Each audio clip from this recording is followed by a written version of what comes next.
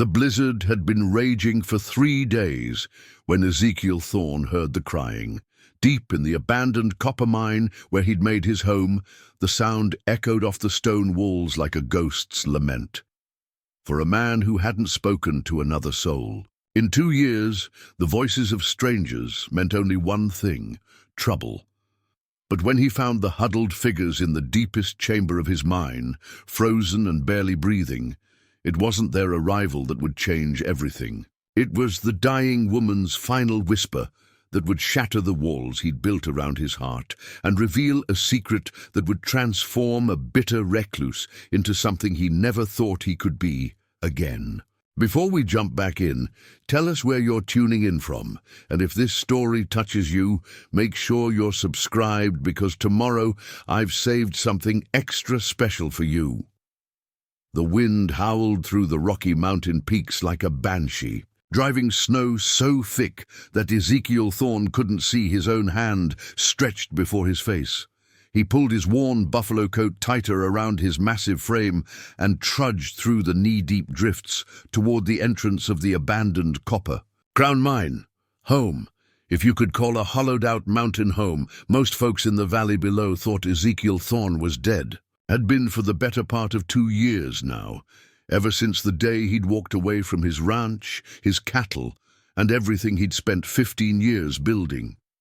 The day Martha died. The day their unborn child died with her. The day he learned that loving something only meant losing it in the cruelest way possible. The mine shaft yawned before him like a mouth, its timber supports groaning under the weight of accumulated snow. Ezekiel had chosen this place for its isolation. Nobody came to the Copper Crown anymore. The veins had played out in 72, and the mining company had pulled up stakes, leaving behind only empty tunnels and broken dreams. Perfect for a man who wanted nothing to do with the world. He struck a match and lit the oil lamp hanging by the entrance, casting dancing shadows on the rough-hewn walls. The main tunnel stretched back 300 feet into the mountain, branching off into smaller chambers where he'd set up his sparse living quarters.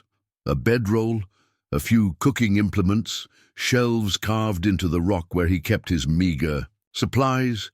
It wasn't much, but it was more than he deserved. The storm had been building for days, and Ezekiel had spent the afternoon checking his traps and gathering what firewood he could find.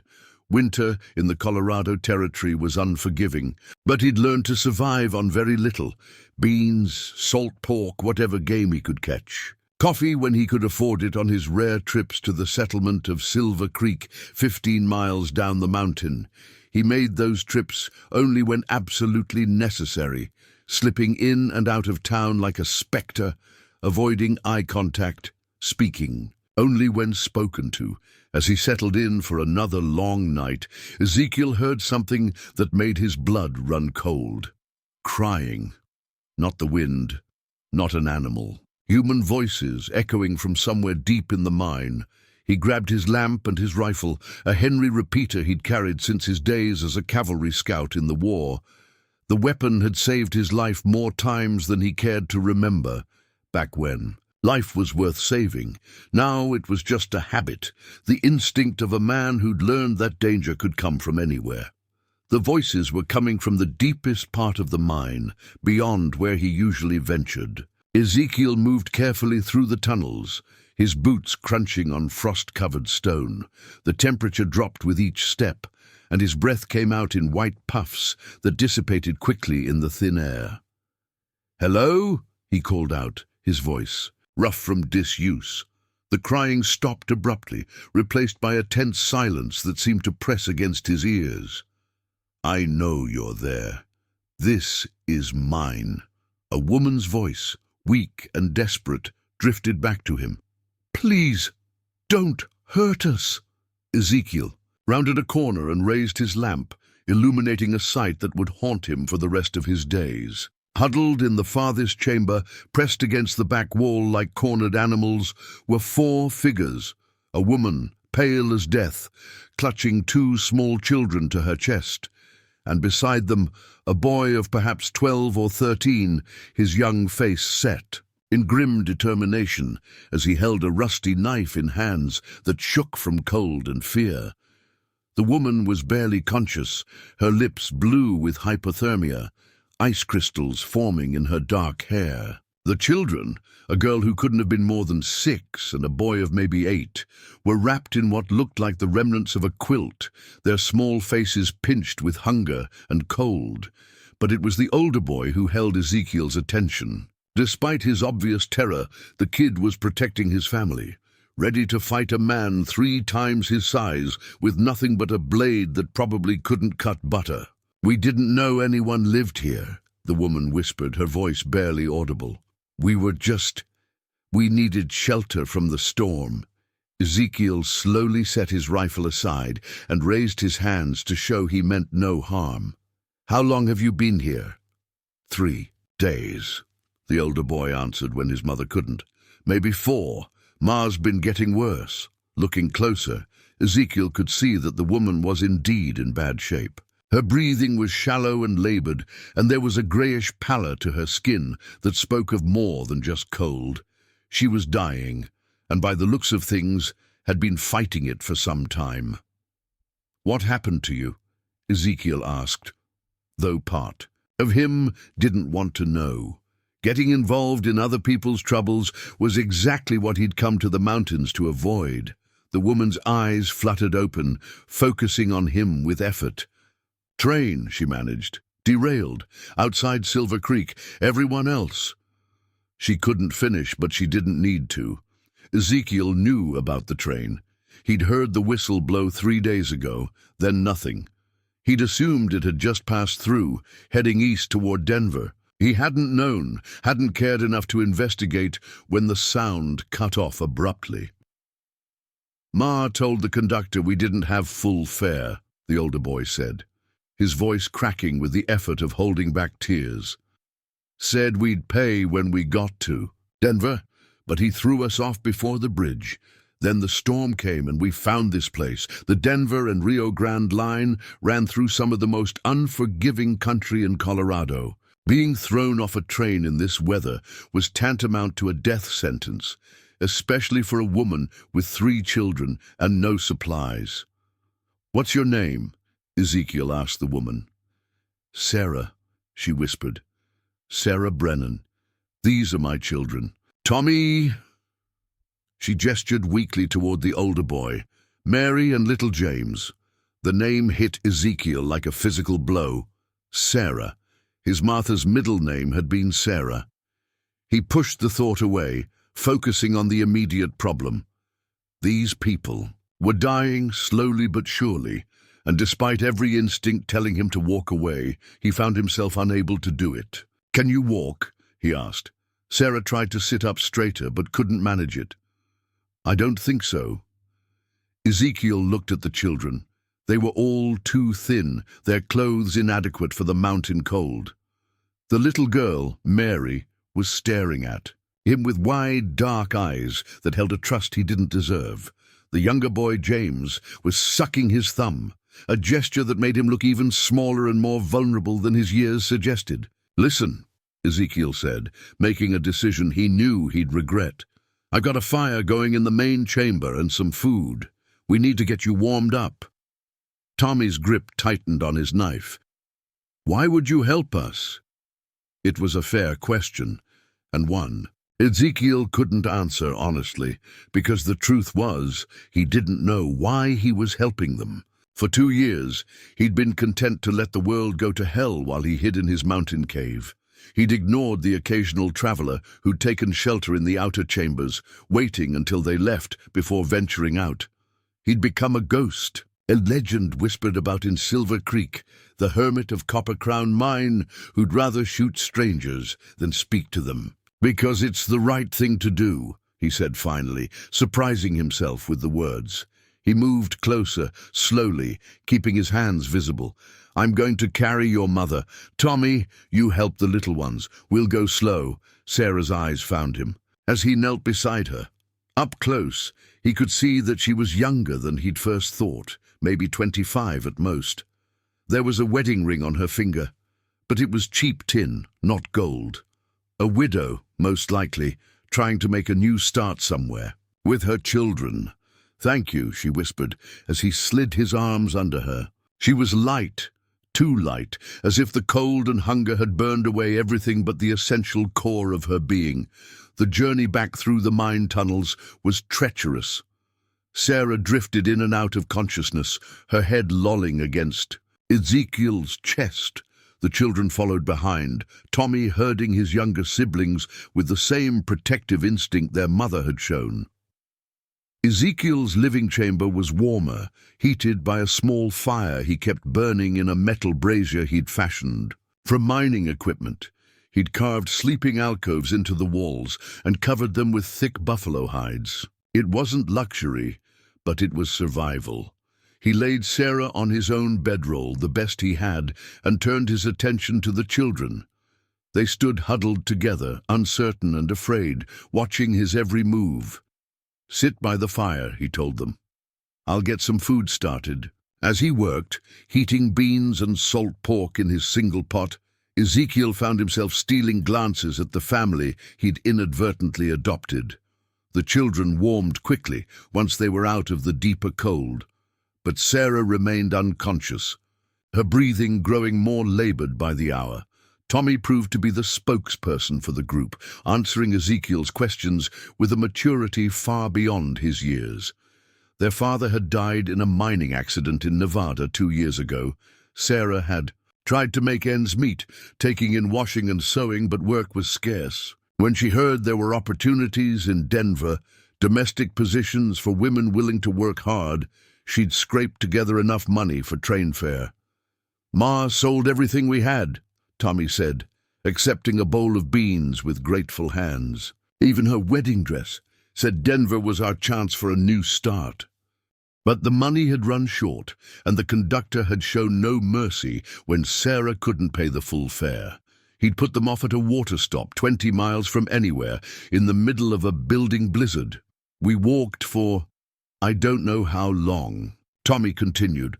"Ma kept saying we just had to keep moving, that we'd find help, but then she started getting sick, and the little ones couldn't walk anymore."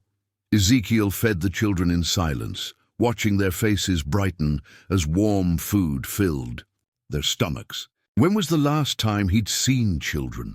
When was the last time he'd cared whether another human being lived or died? Sarah's condition continued to deteriorate as the night wore on. She developed a fever, muttering incoherently in her delirium. Ezekiel recognized the signs. He'd seen them during the war, when wounded men fought battles against infections their bodies couldn't win. Near midnight, she woke briefly, her eyes clearer than they'd been since he'd found her. "Ezekiel," you said, though he couldn't remember telling her his name. "I'm here." She reached for his hand with surprising strength. "Promise me something." He wanted to refuse, to maintain the distance he'd worked so hard to create between himself and the rest of humanity. But something in her eyes, a desperate hope mixed with resignation, made him nod. "Promise me you won't let them separate my children." Preparing and narrating this story took us a lot of time, so if you are enjoying it, subscribe to our channel. It means a lot to us. Now back to the story. The request hit him like a punch to the gut. He'd heard similar words before, from dying soldiers who worried more about their families than their own fates. But this was different. This was a mother's dying wish, and the weight of it settled on his shoulders like a millstone. "They're good children," Sarah continued, her voice growing weaker. "Tommy's strong, like his father. He'll work hard, earn his keep. And Mary and James, they just need someone to love them." Tears were streaming down her face now, carving clean tracks through the grime and frost. "I know I have no right to ask. I know you don't owe us anything, but please, they're all I have in this world." Ezekiel found himself nodding, the words coming from somewhere deep inside him that he thought had died with Martha. "I promise." Sarah's grip on his hand tightened one last time, and she smiled, a radiant expression that transformed her gaunt features. "Thank you," she whispered. Tell them their mama loved them more than life itself." She closed her eyes then, and Ezekiel knew she wouldn't open them again. He sat with her through the rest of the night, holding her hand as her breathing grew shallower and shallower, until finally, just before dawn, it stopped altogether. The children woke to find their mother gone. Tommy understood immediately, his young face crumpling with grief he tried desperately to hide. Mary and James were confused at first, asking why Mama wouldn't wake up, until the terrible reality sank in. Ezekiel had never felt so helpless in his life. What did he know about comforting grieving children? What did he know about anything beyond his own pain and isolation? But as he watched the 3 orphaned children cling to each other, their world shattered once again by loss, he remembered his promise to their mother. Sarah Brennan had trusted him with the most precious things in her life, and he'd be damned if he'd let her down. The storm outside was finally beginning to break, pale morning light filtering through the mine entrance. Ezekiel looked at the children, who were now somehow his responsibility, and felt something shift inside his chest, a cracking sound, like ice beginning to thaw after a long, bitter winter. The morning sun cast long shadows across the snow-covered mountainside as Ezekiel stood at the mine entrance, a crude wooden cross in his hands. He'd carved it from a piece of pine timber, using skills he'd learned as a boy helping his father build their homestead in Kansas. Strange how the hands remembered what the heart tried to forget. Behind him, the 3 Brennan children waited in silence. Tommy had cried himself dry during the night, his shoulders shaking with grief he couldn't voice. Mary clutched a corn husk doll that had somehow survived their ordeal, while little James hadn't spoken a word since realizing his mother wouldn't wake up. Finding a place to dig in the frozen ground had taken Ezekiel 3 hours. He'd finally settled on a spot overlooking the valley, where wildflowers would bloom come spring. Sarah Brennan deserved better than an unmarked grave in the wilderness, but it was the best he could do. "Should we say something?" Tommy asked, his voice barely above a whisper. Ezekiel planted the cross firmly in the rocky soil. He wasn't a praying man, hadn't been since Martha died, but these children needed something to mark their mother's passing, something to give meaning to their loss. "Your mother was brave," he said finally. "She brought you all this way, kept you safe when most folks would have given up. That takes courage." Mary stepped forward and placed her doll at the base of the cross. "Mama made this for me," she said, her small voice clear in the mountain air. "She said it would keep me safe when she couldn't." The gesture nearly undid Ezekiel. He turned away, ostensibly to gather his tools, but really to hide the moisture gathering in his eyes. When had he become such a damn fool, letting a little girl's grief affect him this way? The walk back to the mine was silent, except for the crunch of snow under their boots. James stumbled frequently, his legs still weak from their ordeal, and without thinking, Ezekiel scooped the boy up and settled him on his shoulders. The child's arms wrapped around his neck with a trust that felt like a physical weight. Back in the warmth of the mine, Ezekiel faced the reality of his situation. 3 children, barely recovered from near death, looking to him for answers he didn't have. What did he know about raising kids? What did he know about anything beyond mining, hunting, and keeping to himself? "Are you going to take us to town?" Tommy asked, settling his siblings near the fire. The question Ezekiel had been dreading. Silver Creek had an orphanage of sorts, run by the Methodist Church. Reverend Morrison and his wife took in strays when they could. Though their resources were limited, it would be the sensible thing to do, the responsible thing. Turn the children over to people who knew how to care for them. But Sarah's words echoed in his mind. "Promise me you won't let them separate my children." "What do you know about the orphanage in town?" he asked Tommy. The boy's face darkened. "Ma," Was in one back in Missouri.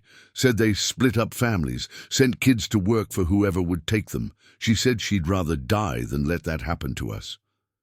And she had died, Ezekiel realized. She'd literally chosen death over the possibility of her children being separated. The weight of his promise felt heavier than ever.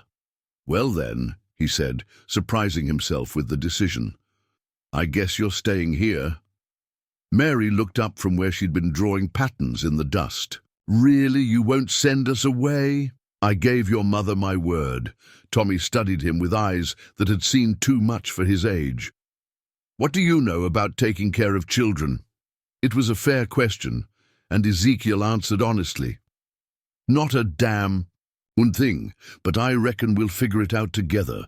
The first challenge was space. The mine chamber that had suited one hermit was cramped with 4 people. Ezekiel spent the morning expanding the sleeping alcoves, carving new niches in the rock walls, and gathering pine boughs for bedding. The children helped as they could, Mary and James collecting kindling, while Tommy proved surprisingly handy with simple carpentry. "Pa taught me," the boy explained, notching a piece of timber with practiced skill. "Said a man should know how to build things, not just tear them down." By afternoon, they'd created a more livable space. Ezekiel had even managed to rig a curtain across one alcove to give Mary some privacy. It wasn't much, but it was progress. Food was the next concern. Ezekiel's stores were adequate for one man living alone, but 3 growing children would consume his supplies quickly. He'd need to make a trip to Silver Creek, and soon. "I have to go to town for provisions," he announced over a simple dinner of beans and cornbread. "I'll leave before dawn and be back by evening." Tommy's fork paused halfway to his mouth. "You're leaving us alone?" "Just for the day. You'll be safe here." "That's what Ma said when she went looking for work in Virginia City," Tommy said quietly. That she'd be back by evening. Ezekiel saw the fear in the boy's eyes, the terror of being abandoned again. "I'm not your mother, Tommy. I'm not going anywhere." But the damage was done. That night, Ezekiel woke to find all 3 children crowded into his alcove, sleeping fitfully against his sides. James had his thumb in his mouth, Mary clutched the blanket he'd given her, and Tommy lay rigid with exhaustion, fighting sleep even in unconsciousness. They were terrified he'd disappear like everyone else in their lives. The next morning, Ezekiel made a different decision. "You're all coming with me to town." "Is that safe?" Tommy asked. Ezekiel considered the question. Taking 3 orphaned children into Silver Creek would raise questions he wasn't prepared to answer, but leaving them alone in the mine seemed crueler. "We'll figure it out," he said, a phrase that was becoming his motto. The 15-mile journey to Silver Creek took most of the morning. Ezekiel had fashioned a crude sled from pine boards, and James and Mary took turns riding while Tommy walked alongside. The boy had insisted he was strong enough to make the journey on foot, and Ezekiel didn't argue. Pride was sometimes all a person had left. Silver Creek bustled with its usual morning activity when they arrived. The town had grown considerably since the railroad came through, sprouting new businesses and attracting settlers heading west.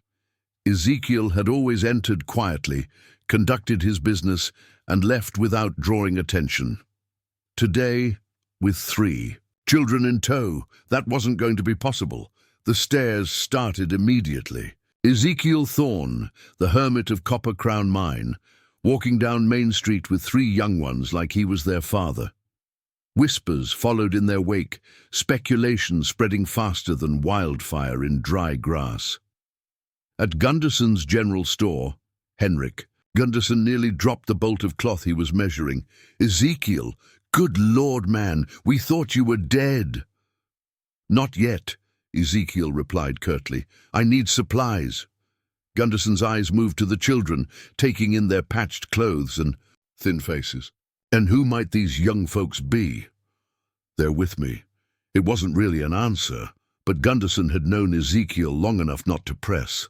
The storekeeper had been a friend, back when Ezekiel had friends. Back when he'd been a different man. Entirely, "Well then," Gunderson said after a moment, "what do you need?"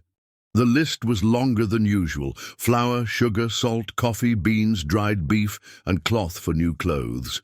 The children needed winter coats, proper boots, and a dozen other necessities Ezekiel had never considered. The bill mounted quickly. Eating into the small reserve of gold dust he'd accumulated from panning Silver Creek during the summer months. While Ezekiel conducted business, the children explored the store with wide eyes.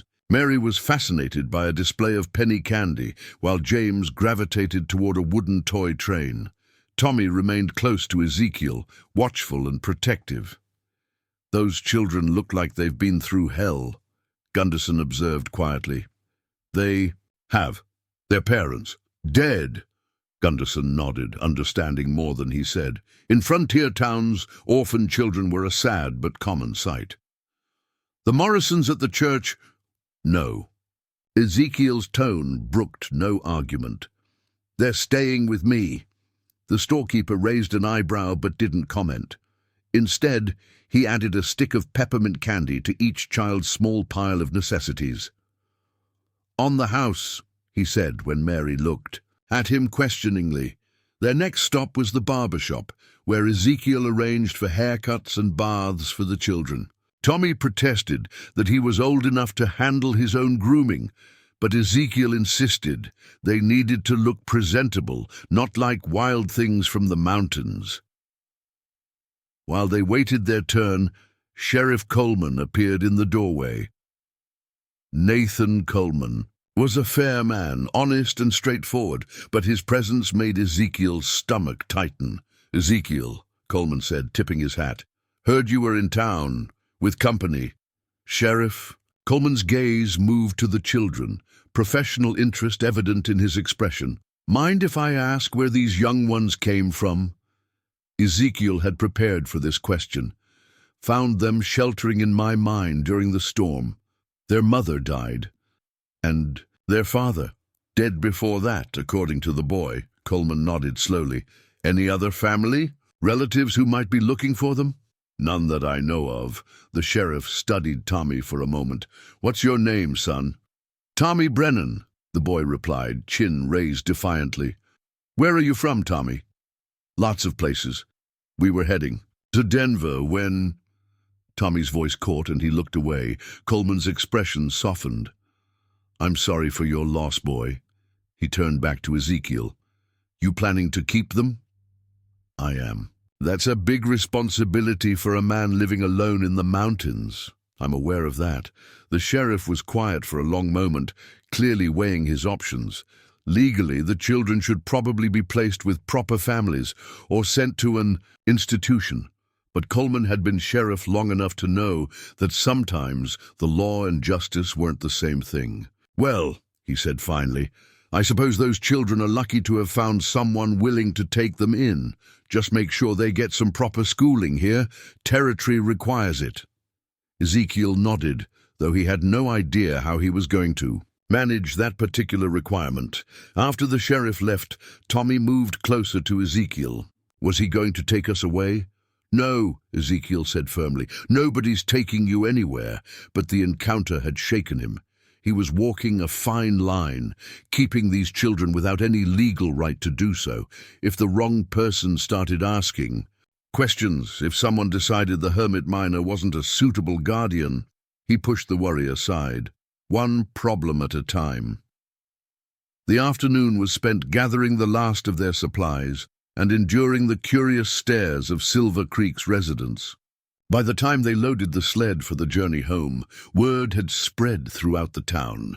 The hermit of Copper Crown Mine had come down from his mountain with 3 orphaned children, and the speculation was running wild. Some folks thought it was admirable, a man taking in strays who had nowhere else to go. Others whispered darker theories, wondering what someone like Ezekiel Thorne really wanted with 3 defenseless children. Ezekiel ignored them all. He'd stopped caring about other people's opinions the day Martha died. The trip back to the mine was harder than the morning journey.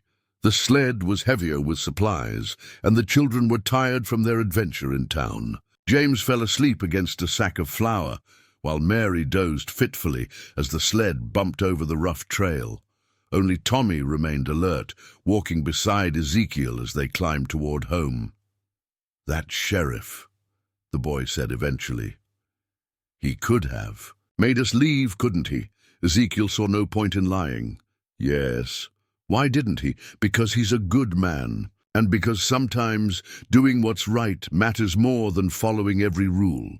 Tommy was quiet for a while, processing this. Finally he said, "Thank you. For keeping us together, I mean. Ma was so scared we'd be split up." The simple gratitude hit Ezekiel harder than any elaborate speech could have.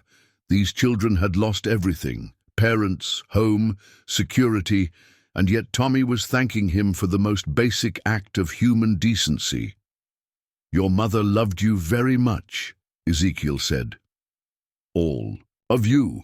I know, and now we have you." The words were said with such simple faith that Ezekiel felt his throat tighten. When did he become someone worth having? When had he become the kind of man children could depend on? As they crested the final ridge before the mine, the setting sun painted the mountains in shades of gold and crimson. Below them, Silver Creek wound through the valley like a ribbon of light. It was a beautiful country, harsh but magnificent, the kind of place that either killed you or made you stronger. Looking at the three children who now depended on him, Ezekiel realized he was about to find out which one it would be for him. That night, as he tucked the children into their newly expanded sleeping alcoves, Mary asked a question that stopped him cold. "Are you our pa now?" Ezekiel knelt beside her makeshift bed, struggling for an answer. He wasn't their father, and could never replace the man they'd lost. But he was what they had, the only thing standing between them and a world that had shown them nothing but cruelty. "I'm the man who's going to take care of you," he said finally. "Is that enough?" Mary's small hand found him, surprisingly warm, in the cool air of the mine. "Yes," she said simply, "that's enough." As he extinguished the oil lamp and settled into his own bed, Ezekiel stared up at the rough stone ceiling and wondered what the hell he'd gotten himself into. 3 months ago, he'd been a hermit with no responsibilities beyond his own survival. Now he was the guardian of 3 orphaned children, responsible for their health, their education, their very lives. Outside, the wind picked up, howling through the mountain peaks with a sound like distant voices. But inside the mine, warmed by the dying embers of their fire, 4 lost souls had found something they'd all thought was gone forever. They'd found a family. Winter settled over the Colorado mountains like a living thing, breathing ice and death through every canyon and crevice. For 3 weeks after their trip to Silver Creek, the world beyond the mine entrance disappeared into an endless wall of white.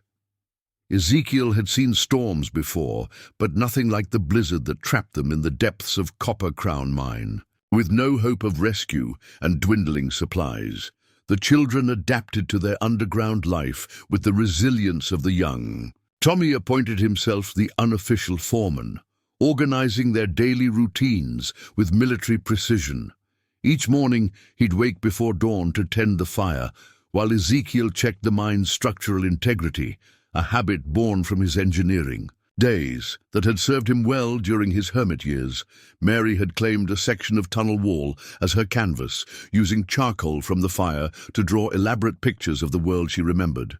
Horses galloped across the stone, followed by trains that stretched the length of the corridor. But most often, she drew a woman with kind eyes and long hair, always surrounded by 3 small figures. James, the youngest, had appointed himself keeper of their meager livestock. Ezekiel had managed to trap 2 rabbits before the worst of the storm hit, and the boy treated them like beloved pets rather than potential meals. He'd fashioned a cage from mine timber and spent hours talking to the creatures in a language only he understood. "We can't keep them forever," Tommy pointed out one evening as they sat around their fire. Food's getting scarce, Ezekiel nodded grimly. By his calculations, they had perhaps 2 weeks of supplies remaining. The coffee had run out days ago, replaced by a bitter tea made from pine needles. The dried beef was nearly gone, and they were down to their last sack of beans.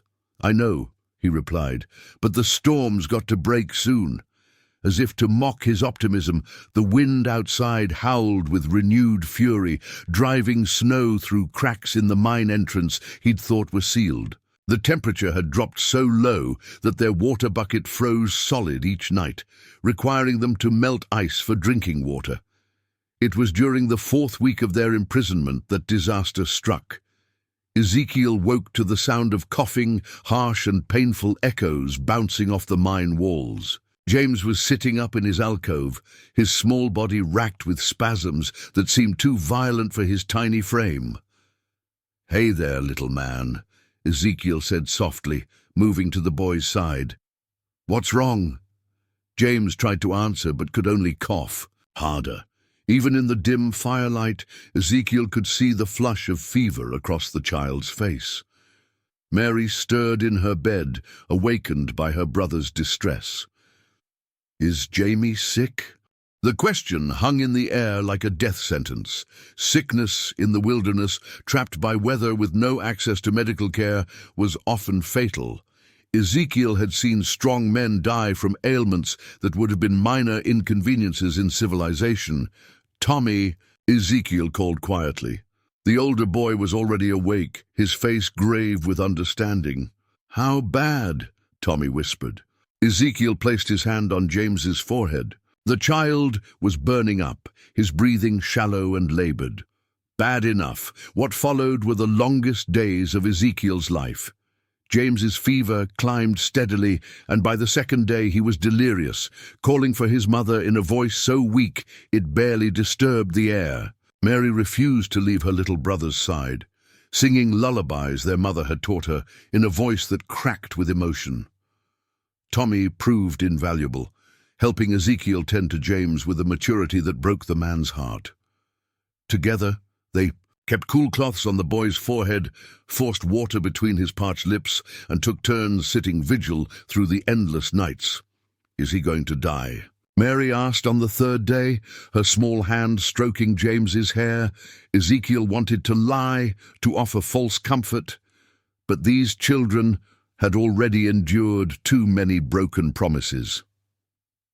"I don't know, sweetheart, but we're going to do everything we can to help him fight." The words felt hollow. What did he know about doctoring? His medical knowledge consisted of battlefield first aid and the folk remedies his mother had taught him as a boy. Willow bark for fever, if he'd had any. Honey for coughs, which he didn't possess. He was helpless, watching a child suffer while snow continued to fall outside their stone prison. On the 4th night, James's fever broke. Ezekiel woke to find the boy's breathing easier, his forehead cool to the touch. Mary was curled up beside her brother, both children sleeping peacefully. For the first time in days, Tommy sat nearby, his back against the wall, exhausted but alert. "He's better," Tommy said simply. "Yeah," Ezekiel replied, though he barely trusted himself to speak. "He's better." But James's recovery revealed another problem. The boy was weak, too weak to stand without help. The fever had burned through what little reserves his malnourished body possessed. He needed proper food, fresh vegetables, medicine, things that were impossible to obtain in their current situation. "We have to get out of here," Ezekiel announced. The next morning, storm or no storm, Tommy looked toward the mine entrance, where snow continued to drift through every gap despite their best efforts to seal it. "Can we make it to town?" Ezekiel studied the 3 children who had become his responsibility.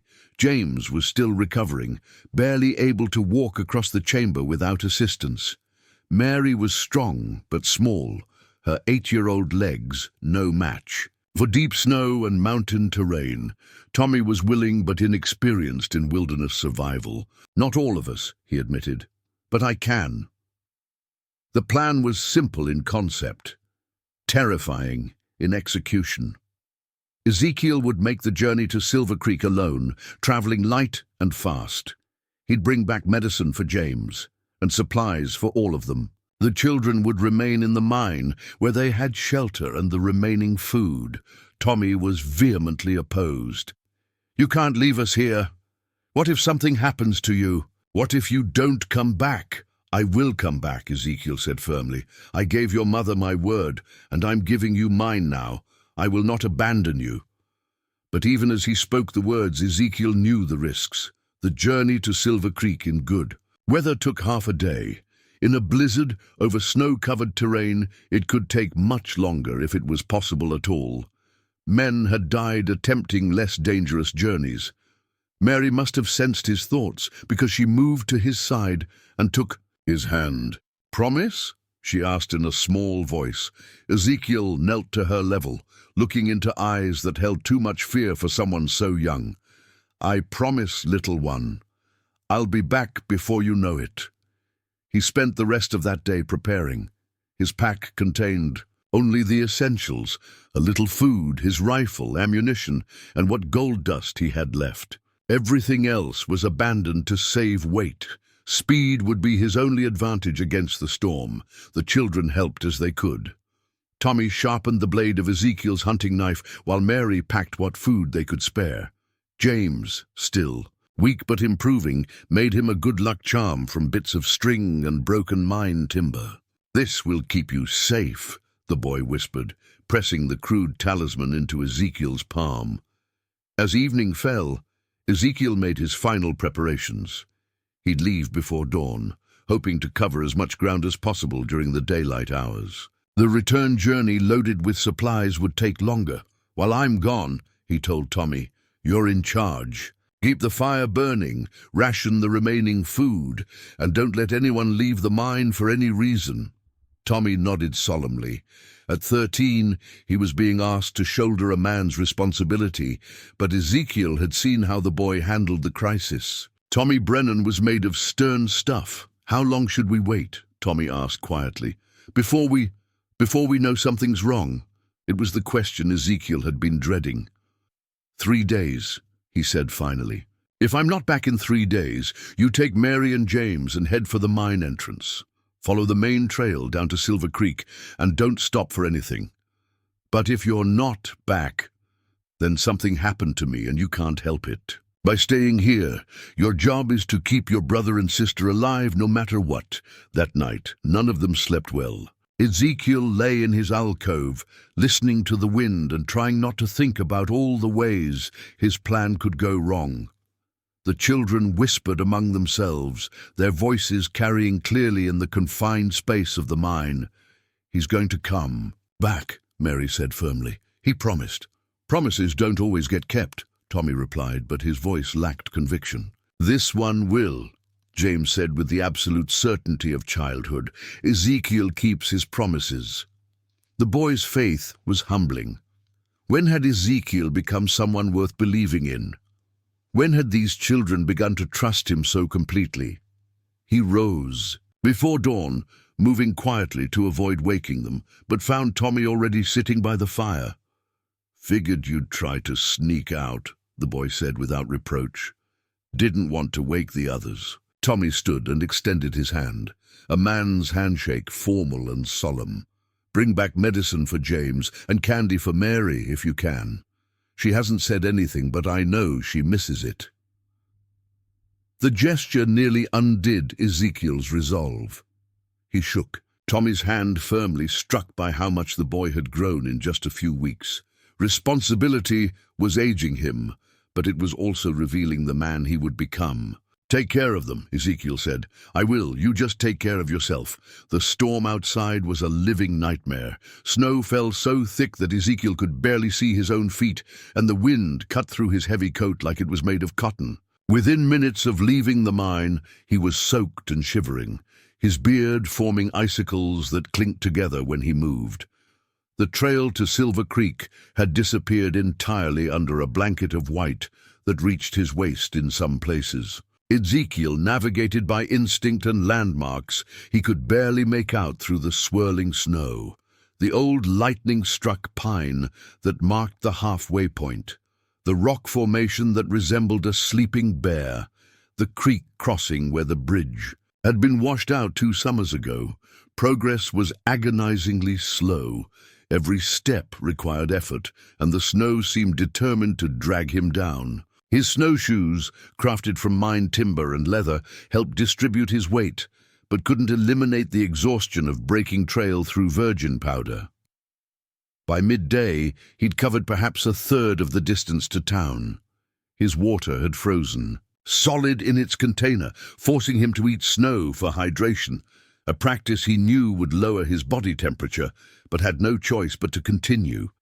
The cold was becoming his enemy in ways he hadn't anticipated. His fingers grew numb despite thick gloves, making it difficult to grip his walking stick. His feet began to lose sensation, and he had to stop frequently to flex his toes and restore circulation. Worse than the physical discomfort was the growing certainty that he'd made a terrible mistake. The storm showed no signs of abating, and his progress was far slower than anticipated. At this rate, he'd be lucky to reach Silver Creek by nightfall, assuming he didn't freeze to death first. But behind him, in a cold mine shaft, 3 children waited for his return. James needed medicine. Mary needed candy. Tommy needed to know that adults could be trusted to keep their promises. Ezekiel pressed on. The afternoon brought new challenges. The terrain grew steeper as he descended toward the valley, and the snow had created hidden dangers, fallen trees, rocks, sudden drop-offs that appeared without warning. Twice he stumbled and fell, each time struggling back to his feet with muscles that protested every movement. As darkness began to fall, Ezekiel saw the first lights of Silver Creek glowing through the storm like yellow stars. The sight filled him with relief so profound he nearly wept. He'd made it. Against all odds, through weather that should have killed him, he'd reached safety. The last mile into town was the hardest. His body, pushed beyond its limits, began to shut down. His legs shook with each step, and his vision blurred from exhaustion and cold. But the lights grew brighter, and soon he could make out individual buildings, smoke rising from chimneys, the warm glow of civilization. He stumbled into Gunderson's store just as Henrik was preparing to close for the day. The storekeeper took one look at him and rushed forward, catching Ezekiel as his legs finally gave out. "Good God, man! What are you doing out in this weather?" Ezekiel tried to speak, but found his tongue thick and unresponsive. Finally, he managed one word: medicine. Henrik helped him to a chair near the pot-bellied stove and began stripping off his frozen outer garments. "You're half dead, Ezekiel. What kind of emergency drives a man into a blizzard like this?" "The boy," Ezekiel croaked. "James, he's sick. Fever." Understanding dawned in Henrik's eyes. "The children, they're still up at the mine?" Ezekiel nodded, then allowed himself to slump. Forward as exhaustion claimed him. He'd made it to town, but the hardest part still lay ahead. He had to make it back. Henrik Gunderson's wife, Ingrid, took one look at Ezekiel's frostbitten condition and immediately took charge. The Norwegian woman had seen enough frontier hardships to recognize hypothermia when it walked through her door, and she wasted no time in deploying remedies that had kept her own family alive through countless brutal winters. "Get him out of those wet clothes!" she barked at her husband while filling a basin with lukewarm water. "Not hot water, Henrik. You'll shock his system, and fetch Dr. Patterson immediately." Ezekiel tried to protest that he didn't need a doctor, but his chattering teeth made coherent speech impossible. Besides, Ingrid Gunderson was not a woman to be argued with under the best of circumstances, and these were far from the best of circumstances. Dr. Amos Patterson arrived within minutes, his medical bag clutched against his chest as he pushed through the storm. The elderly physician had been Silver Creek's only doctor for 15 years, and he'd seen enough weather-related injuries to know that Ezekiel was lucky to be alive. Frostbite on the fingers and toes, but not severe, Patterson diagnosed after a thorough examination. Core temperature is dangerously low but stable. Another hour in that storm, and we'd be digging a grave come spring. The children, Ezekiel managed through lips that barely functioned. I need medicine. Patterson frowned. What are the symptoms? High fever lasted 4 days. Cough, breathing problems. The boy's only 5. The doctor nodded grimly. Could be pneumonia, influenza, or any number of respiratory ailments. Without examining the child, he trailed off, then moved to his medical bag. I'll give you what I can. Willow bark extract for fever, laudanum for the cough, and some general tonics. As Patterson prepared the medicines, Henrik moved closer to Ezekiel. You can't seriously be thinking of going back out there tonight. Have to, Ezekiel mumbled. Promised I'd return. Ezekiel, Ingrid said gently, you barely made it here alive. The storm's gotten worse since you arrived. Even if you could make the journey, you'd likely die in the attempt. Through the frosted window, they could see the blizzard intensifying. Snow fell in sheets so thick it obscured buildings across the street. The wind howled, like something alive and malevolent, rattling the store's sturdy walls. Those children are counting on you, Henrik said, but they're not counting on you to commit suicide. Wait until the storm passes. Ezekiel wanted to argue, but his exhausted body betrayed him. As warmth returned to his limbs, drowsiness followed. His eyelids grew heavy despite his desperate need to stay awake, to plan, to act, just for an hour, he murmured, and then consciousness fled. He woke 12 hours later to sunlight streaming through the window and the blessed sound of silence. The storm had passed, leaving Silver Creek buried under 3 feet of fresh snow. But bathed in crystalline winter light, Ezekiel bolted upright, panic flooding his system. 12 hours.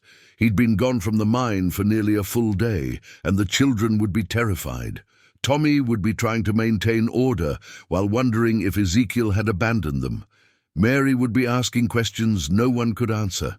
And James, God, what if James had taken a turn for the worse?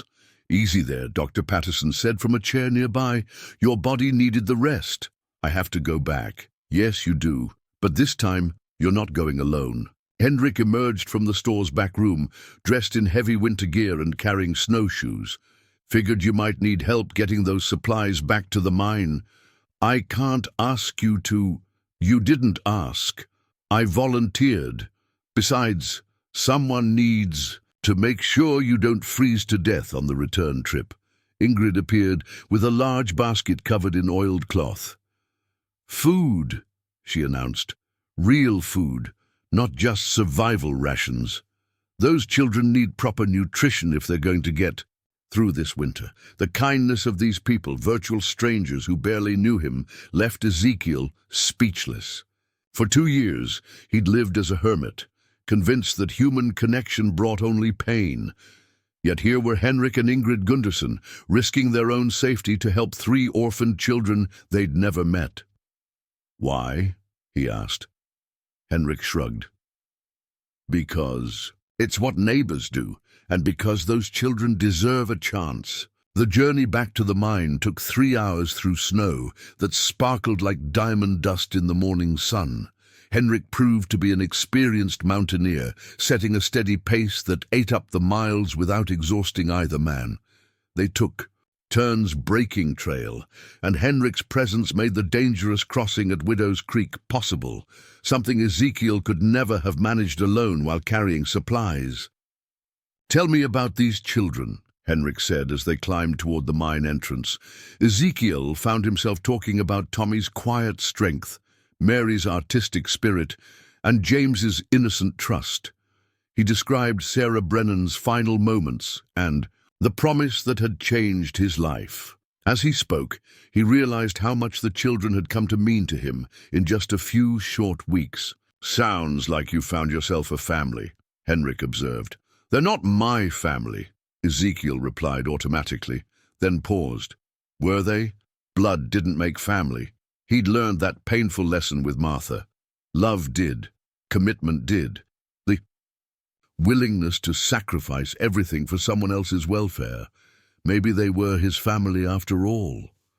The mine entrance came into view just as anxiety threatened to overwhelm him.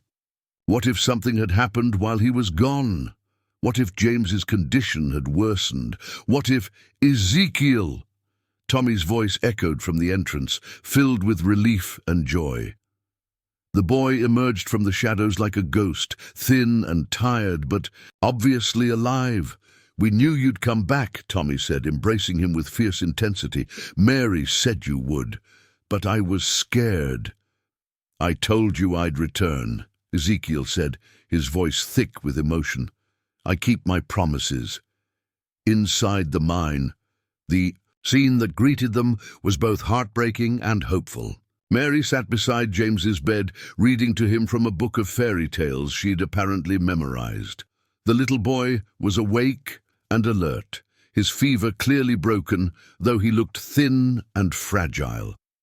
"Ezekiel!" Mary cried, launching herself into his arms. "Jamie's been asking for you every day. I told him you went to get medicine, just like you promised." James struggled to sit up, his small face lighting up with a smile that made all of Ezekiel's suffering worthwhile. "You came back," the boy whispered. "I knew you would." Henrik stood in the background, taking in the scene with obvious emotion. "Well," he said finally, "let's see about getting some proper medicine into this young man." Dr. Patterson's remedies worked like magic. Within hours of receiving the willow bark extract, James's remaining fever symptoms disappeared entirely. The laudanum eased his cough, and the tonic seemed to restore some of his lost strength. By evening, he was sitting up on his own and asking for food, a request that filled Ezekiel with more joy than he'd felt in years. The supplies Henrik and Ingrid had sent transformed their underground home. Real coffee replaced the bitter pine. Needle tea, fresh bread and preserved meats provided proper nutrition. Warm blankets and additional clothing offered comfort they'd almost forgotten existed. But more than the material goods, Henrik's presence brought something equally valuable: hope.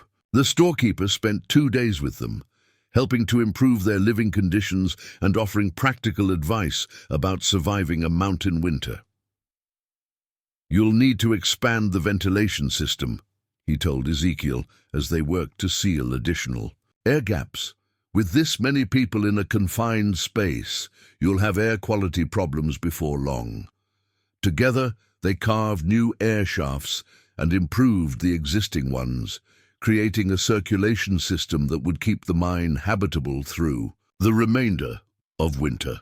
Henrik also helped them establish a more efficient food storage system and showed Tommy how to maintain their equipment. "The boy's got good hands," Henrik told Ezekiel privately. "With proper training, he could become a fine craftsman." On his final evening with them, Henrik gathered the children around the fire and told stories of Norway, of his own journey to America, of the early days of Silver Creek, when it was nothing but a collection of tents and dreams. His tales were filled with adventure and humor, and for the first time since their mother's death, Ezekiel heard the children laugh with genuine delight. "Will you come back?" Mary asked when Henrik prepared to leave. "If I can," he promised. "But you have Ezekiel to take care of you now. He's a good man, even if he's forgotten it for a while." The comment stung because it was true. Ezekiel had forgotten who he used to be before grief and isolation had hardened his heart. These children were helping him remember. After Henrik's departure, life in the mine settled into a new rhythm. James recovered his strength gradually, requiring constant attention but growing stronger each day. Mary threw herself into creating an elaborate mural that covered one entire wall of their main chamber, depicting scenes from the fairy tales she loved. Tommy continued to mature beyond his years, taking on responsibilities that would have challenged many adults. And Ezekiel found himself changing in ways he hadn't expected. The children's needs forced him to think beyond his own pain, to plan for futures that extended beyond mere survival. He began teaching Tommy practical skills, mining techniques, metalworking, basic engineering. He helped Mary with her letters, amazed by her quick intelligence and creative spirit. He played simple games with James, watching the boy's personality emerge as his health improved. Most surprisingly, he found himself enjoying their company. Their laughter filled the empty spaces in his heart that he'd thought were permanently closed. Their questions made him examine his own assumptions about life and purpose.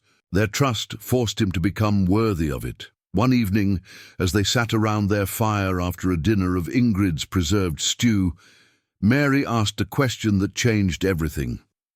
"Ezekiel, when spring comes, will we stay here forever?" The question hung in the air like smoke.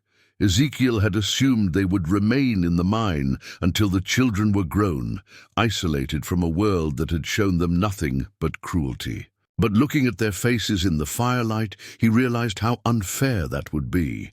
Tommy needed to learn skills that would help him make his way in the world. Mary needed an education, books, contact with other children her age. James needed room to grow and explore beyond the confines of stone walls.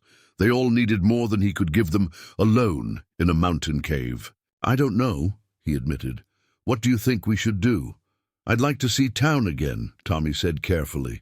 "Maybe learn a trade like Mr. Gunderson suggested." "I want to go to school," Mary added. "Real school with other children and books."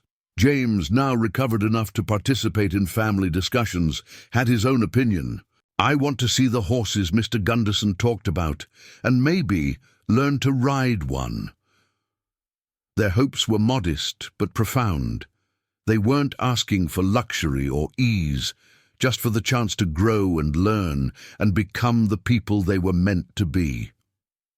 "Well," Ezekiel said finally, "I suppose we have all winter to figure it out." But even as he spoke the words, he knew the decision was already made. Come spring, they would leave the mine. They would rejoin the world, not as refugees or outcasts, but as a family. It was a terrifying prospect. The outside world held dangers he could control in their mountain sanctuary. There would be questions about his relationship to the children, legal complications, social challenges he was ill-equipped to handle. But as he watched the three young faces around their fire, faces that had become more precious to him than his own life, Ezekiel realized that love meant taking risks. It meant choosing hope over fear, growth over stagnation. It meant having faith that somehow, against all odds, they would find their way. That night, as the children slept peacefully in their alcoves, Ezekiel stared at the stone ceiling and made plans, not just for survival, but for living. For the first time in 2 years, he allowed himself to imagine a future that held more than just pain and isolation. Spring couldn't come soon enough. March arrived in the Colorado Territory with deceptive gentleness. The bitter winds of winter softened to mild breezes that carried the promise of warmth, and the snow began its slow retreat from the lower elevations. But it was the sound that marked the true beginning of spring, the constant drip, drip, drip of melting ice echoing through the mine tunnels like a metronome counting down to change. Ezekiel stood at the mine entrance, watching rivulets of snowmelt cascade down the mountainside in silver streams. After 5 months of winter imprisonment, the sight of moving water felt like witnessing a miracle. Behind him, the children stirred with an energy that had been dormant since the first blizzard. Spring fever, his mother used to call it. The restless need to emerge from winter's cocoon and rejoin the living world. "Can we go outside today?" Mary asked, appearing at his elbow like a shadow. She'd grown during their underground months, shooting up several inches and losing the soft roundness of early childhood. Her dark hair had grown long enough to braid, and her eyes held a sharpness that spoke of intelligence eager to be challenged. "The ground's still pretty muddy," Ezekiel replied, but without his usual caution. The truth was, he felt the pull of spring as strongly as any of them. Maybe this afternoon, if the sun keeps shining.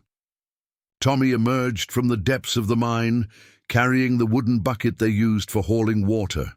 At 14 now, he'd developed the lean strength of approaching manhood. His voice had deepened, and he carried himself with quiet confidence that reminded Ezekiel painfully of his own father. "The back tunnel's flooding again," Tommy reported. "We'll need to dig new drainage channels."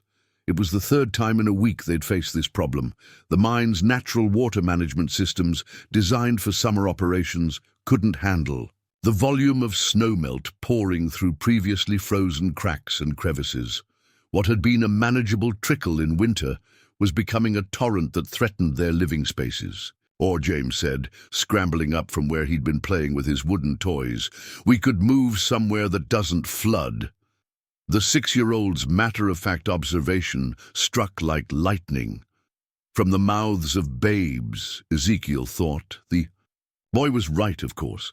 They were fighting a losing battle against nature's reclamation of the mine. Every repair they made was temporary. Every solution merely postponed the inevitable. "Where would we go?" Mary asked, though her tone suggested she already knew the answer. "Town," Tommy said quietly. "We could go to town." The word hung between them like a bridge they weren't sure they were ready to cross. For months, they'd talked around the possibility, making hypothetical plans, while winter made the decision for them. Now, with spring melting their isolation away, the choice was becoming urgent. It wouldn't be easy, Ezekiel warned, though he felt his own resistance crumbling. There'd be questions. People would want to know who you are, where you came from. Some might not understand why a man like me has 3 children. "Some people never understand anything," Mary said, with startling wisdom. "But that doesn't mean we should hide forever." That afternoon, they ventured outside for the first time in weeks. The children whooped with joy at the feeling of sunshine on their faces, running through patches of muddy snow and splashing in puddles with abandon that made Ezekiel's heart ache. When had he forgotten the simple pleasure of feeling sunlight? When had he become so focused on survival that he'd stopped living? James discovered a patch of early wildflowers pushing through the melting snow, tiny purple blooms that seemed impossibly delicate after the harsh winter. He gathered a bouquet with the serious concentration he brought to all his endeavors, then carried it to a familiar spot overlooking the valley. Sarah Brennan's grave was barely visible under the remaining snow, marked only by the wooden cross Ezekiel had carved months ago. James carefully placed his flowers at its base, then stood quietly for a moment that stretched into solemnity. "Do you think Mama knows we're okay?" he asked. Ezekiel knelt beside the boy, choosing his words carefully. "I think she knows you're loved and cared for. I think that's what matters most to mothers. Will you tell her we might be leaving?" The request was so innocent, so trusting, that Ezekiel felt his throat tighten. "What should I tell her?" James considered this with the gravity of a child who'd learned that words mattered. "Tell her we're not afraid anymore. Tell her Tommy's going to learn a trade, and Mary's going to go to school, and I'm going to ride horses. And tell her—" He paused, then looked up at Ezekiel with eyes that held depths far beyond his years. "Tell her we found a papa who keeps his promises." The words hit Ezekiel like a physical blow. Papa, when had he become that? When had this relationship shifted from guardian and charges to something deeper, more permanent? Looking at James's trusting face, he realized it didn't matter when. It only mattered that it was true. "I'll tell her," he promised, his voice rough with emotion.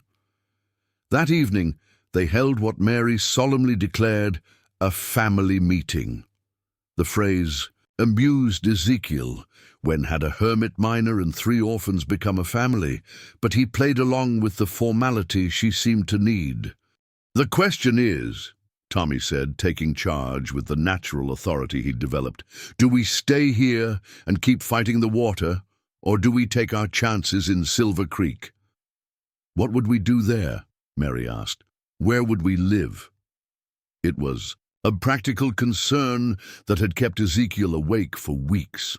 Silver Creek had grown considerably since the railroad arrived, but housing was still scarce and expensive. His meager savings wouldn't last long, and his skills, mining, hunting, wilderness survival, weren't particularly valuable in a settled community. Henrik mentioned that the mine superintendent position at the goldfield operation might be opening up. Ezekiel said slowly, "It's not much, but it comes with a house, and there's talk of opening a new school in the fall."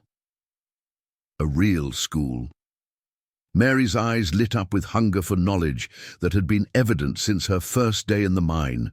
She'd read every book he possessed, twice over, and her questions about everything from astronomy to ancient history often left him scrambling for answers. A real school, he confirmed, with certified teachers and proper books. Tommy leaned forward, interest evident in his posture. And there'd be work, real work, not just surviving. Henrik's offered you an apprenticeship at the store. Says you have a head for numbers and a good way with customers. The boy's face flushed, with pride and possibility. At 14, he was already thinking like a man, considering not just immediate needs, but future opportunities. An apprenticeship with a respected merchant like Henrik Gunderson could lead to real prosperity, maybe even his own business someday. "What about you, Jamie?" Mary asked her little brother. "What do you want to do?" James, who'd been listening, with the serious attention he gave to all adult conversations, considered the question carefully. "I want to not be cold all the time," he said finally, "and I want to see other children, and maybe learn to write letters like Mary does." His simple honesty settled the matter. They were going to Silver Creek. The next few weeks passed in a flurry of preparation and growing excitement. They began sorting through their possessions, deciding what to keep and what to leave behind. The mine had accumulated surprising amounts of material over the months: tools, furniture carved from mined timber, Mary's extensive artwork covering the walls. "We should save some of the pictures," Tommy suggested as Mary sadly contemplated leaving her underground gallery. "The best ones, to remember this place." Remember it? Mary looked around the chamber that had been their world for so long. How could we ever forget it? She was right, of course. The mine had saved their lives, but more than that, it had been the place where they'd become a family. The stone walls had witnessed their grief, their fear, their gradual healing. It had sheltered their first tentative steps toward trusting each other, their slow transformation from strangers thrown together by tragedy into something deeper and more lasting. "We're not leaving it behind," Ezekiel realized, surprising himself. With the observation, we're carrying it with us, all of it, the good and the bad, the fear and the love. It's part of who we are now. As spring progressed and their departure date approached, they received an unexpected visitor. Sheriff Coleman arrived on horseback one morning, looking official and slightly grim. Ezekiel's stomach dropped, wondering if someone had finally raised. "In questions about his custody of the children." "Morning, Ezekiel," Coleman said, dismounting and accepting the cup of coffee Tommy offered. "Heard you folks might be moving to town." "Word travels fast," Coleman smiled. "Henrik's been talking to anyone who'll listen about getting you that mine superintendent job. Man's become quite the advocate for your little family." The phrase "your little family" should have sounded strange, but it didn't. It sounded exactly right. "Is there a problem?" Ezekiel asked. "Might be," Coleman admitted. "The Territorial Child Welfare Office has been asking questions. It seems someone reported that 3 orphaned children were living with an unmarried man in questionable circumstances." Ezekiel's blood ran cold. "Who reported it?" "Don't know for certain, but I suspect it was someone who saw you in town last fall and got curious. The point is, they're sending an inspector next month to investigate the situation." The children had gone very quiet, their faces pale with a fear Ezekiel remembered from their first day in the mine. The spectre of separation, of being torn apart and sent to different families or institutions, had haunted all of them. "What does that mean?" Tommy asked, his voice carefully controlled.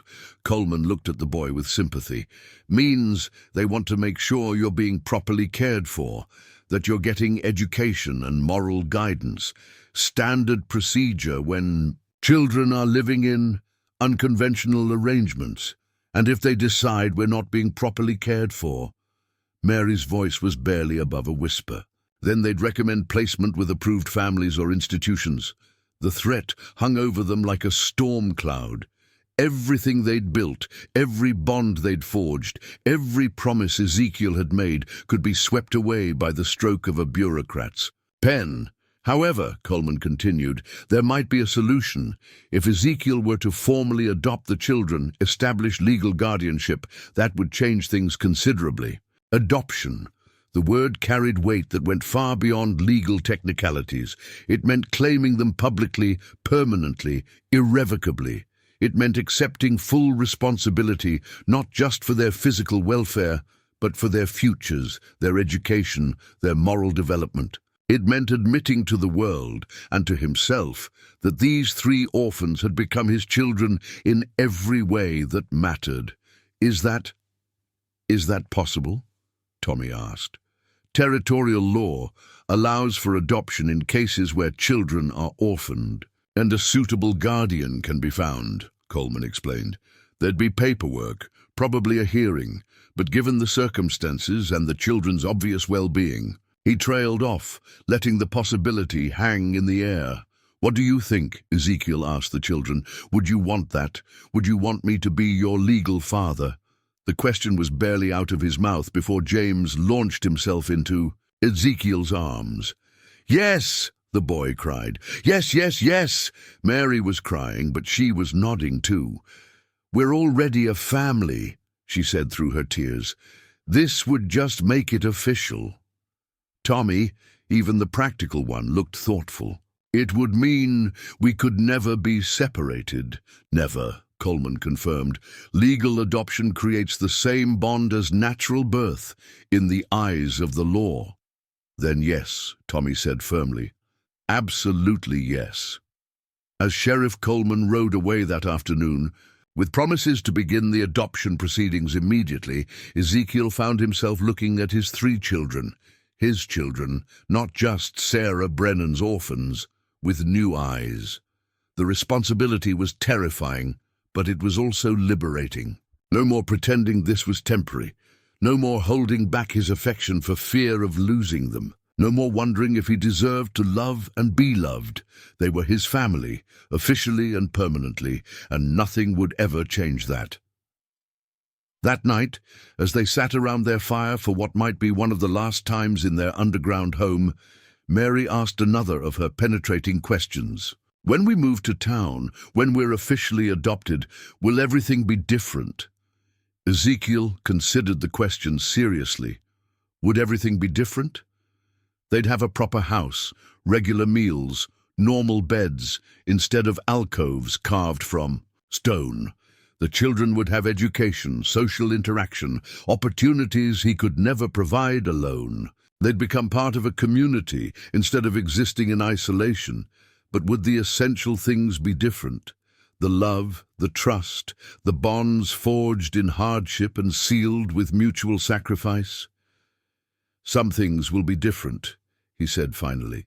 "Better things, comfortable beds, hot meals, friends your own age. But the important things, the things that make us a family, those won't change. Ever." "Promise?" James asked, echoing a question that had become ritual between them. "Promise," Ezekiel replied, meaning it with every fiber of his being. As spring continued its relentless advance towards summer, melting away the last barriers between them and their new life, the Thorne family, for that's what they were now, officially and eternally, prepared to leave their sanctuary and embrace an uncertain but hopeful future. The mine had served its purpose.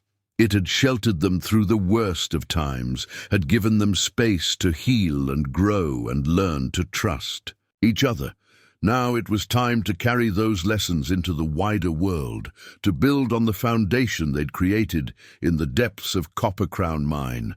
The thaw was complete. It was time to begin again. The territorial courthouse in Denver was nothing like the rough-hewn buildings of Silver Creek, built of red brick and adorned with columns that spoke of Eastern ambitions. It loomed over the dusty street like a monument. To civilization's march westward, Ezekiel adjusted his uncomfortable collar, the first proper shirt he'd worn in over 2 years, and tried to ignore the way his hands trembled as he climbed the courthouse steps.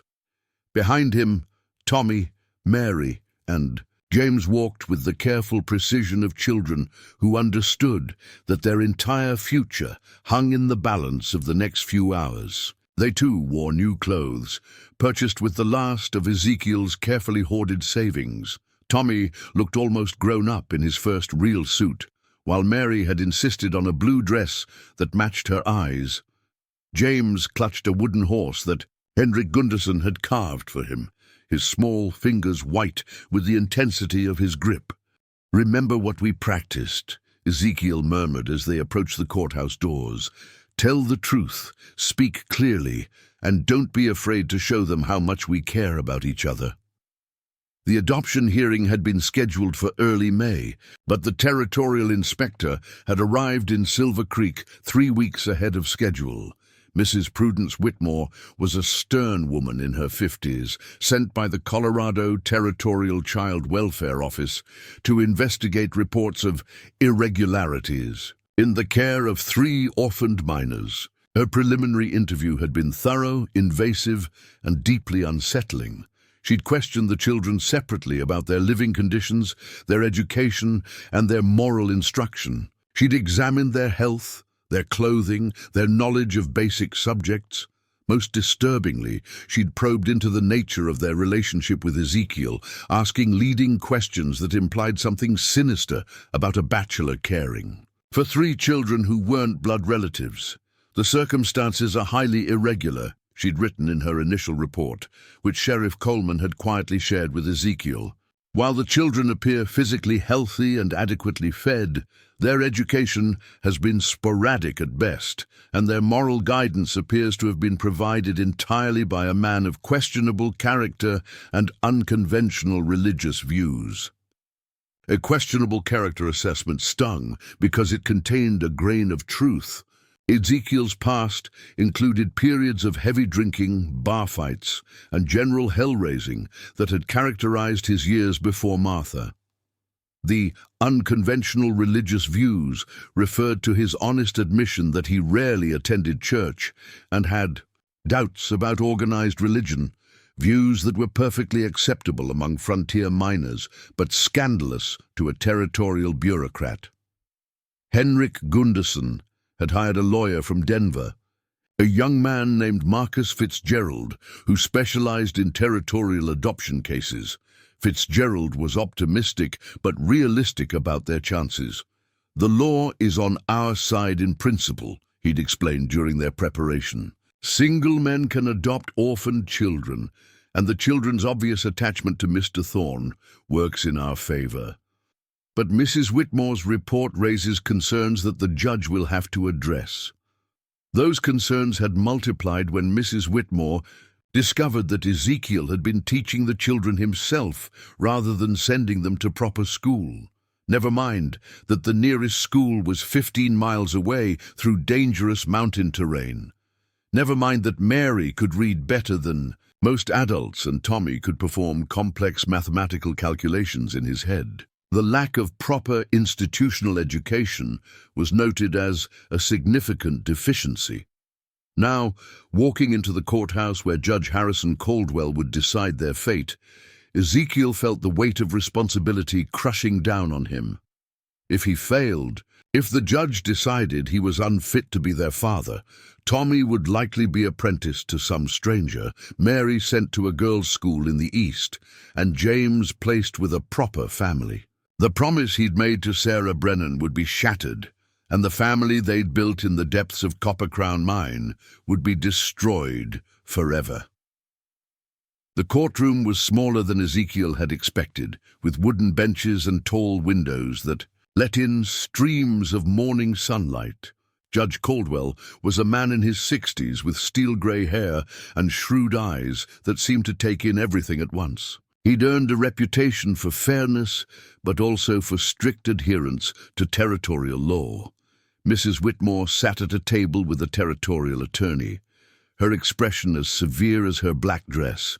Her pile of documents seemed designed to overwhelm the opposition with bureaucratic thoroughness. "Your Honor," Fitzgerald began after the preliminary formalities, "this case represents the very best of the frontier spirit, a man who stepped forward in crisis to save 3 children from certain death, who has provided them with love, care, and guidance through the most difficult circumstances imaginable." He outlined their story with practiced skill, painting Ezekiel as a heroic figure who had sacrificed his solitary existence to honor a dying woman's final request. He emphasized the children's obvious health and happiness, their strong family bonds, and their remarkable resilience. "These children were dying when Mr. Thorne found them," Fitzgerald continued. "Their mother's last words were a plea that they not be separated. Mr. Thorne has honored that promise at considerable personal sacrifice, transforming himself from a recluse into a devoted father." Mrs. Whitmore's rebuttal was swift and cutting. "Your Honor, while Mr. Fitzgerald paints a romantic picture, the facts are troubling. Mr. Thorne is an unmarried man with a history of alcohol abuse and violent behavior. He has kept these children isolated in primitive conditions, depriving them of proper education and social interaction. He has failed to provide religious instruction or moral guidance appropriate for their development." She opened her folder and began reading from her report. "The children have been living in an abandoned mine shaft with minimal sanitary facilities. Their education consists of whatever Mr. Thorne happened to know, with no systematic curriculum or professional instruction. The oldest boy, Thomas, shows signs of premature adult responsibility that suggests he has been forced to assume parental duties inappropriate for his age." Each word felt like a blow to Ezekiel's chest.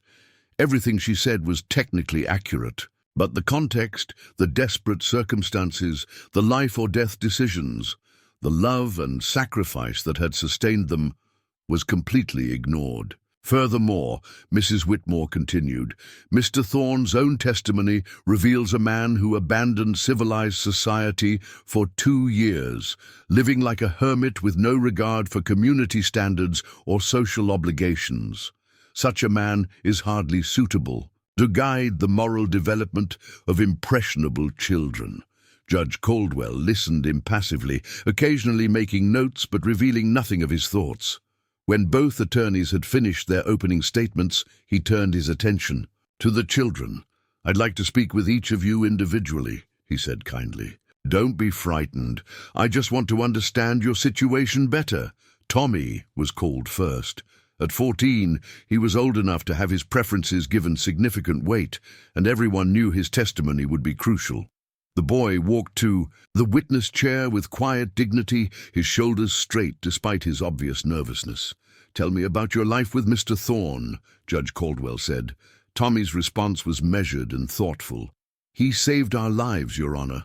Not just from freezing or starving, but from losing each other. Our man made him promise we'd stay together, and he's kept that promise even when it would have been easier to give us away. Has he ever mistreated you? Never. He's taught me skills, helped me become stronger. When I was scared, he was patient. When I made mistakes, he helped me learn from them. He's everything a father should be. What about education? Don't you think you'd learn more in a proper school?" Tommy considered this carefully. "Maybe some things, Your Honor. But Ezekiel taught me about responsibility, about taking care of family, about keeping promises even when they're hard.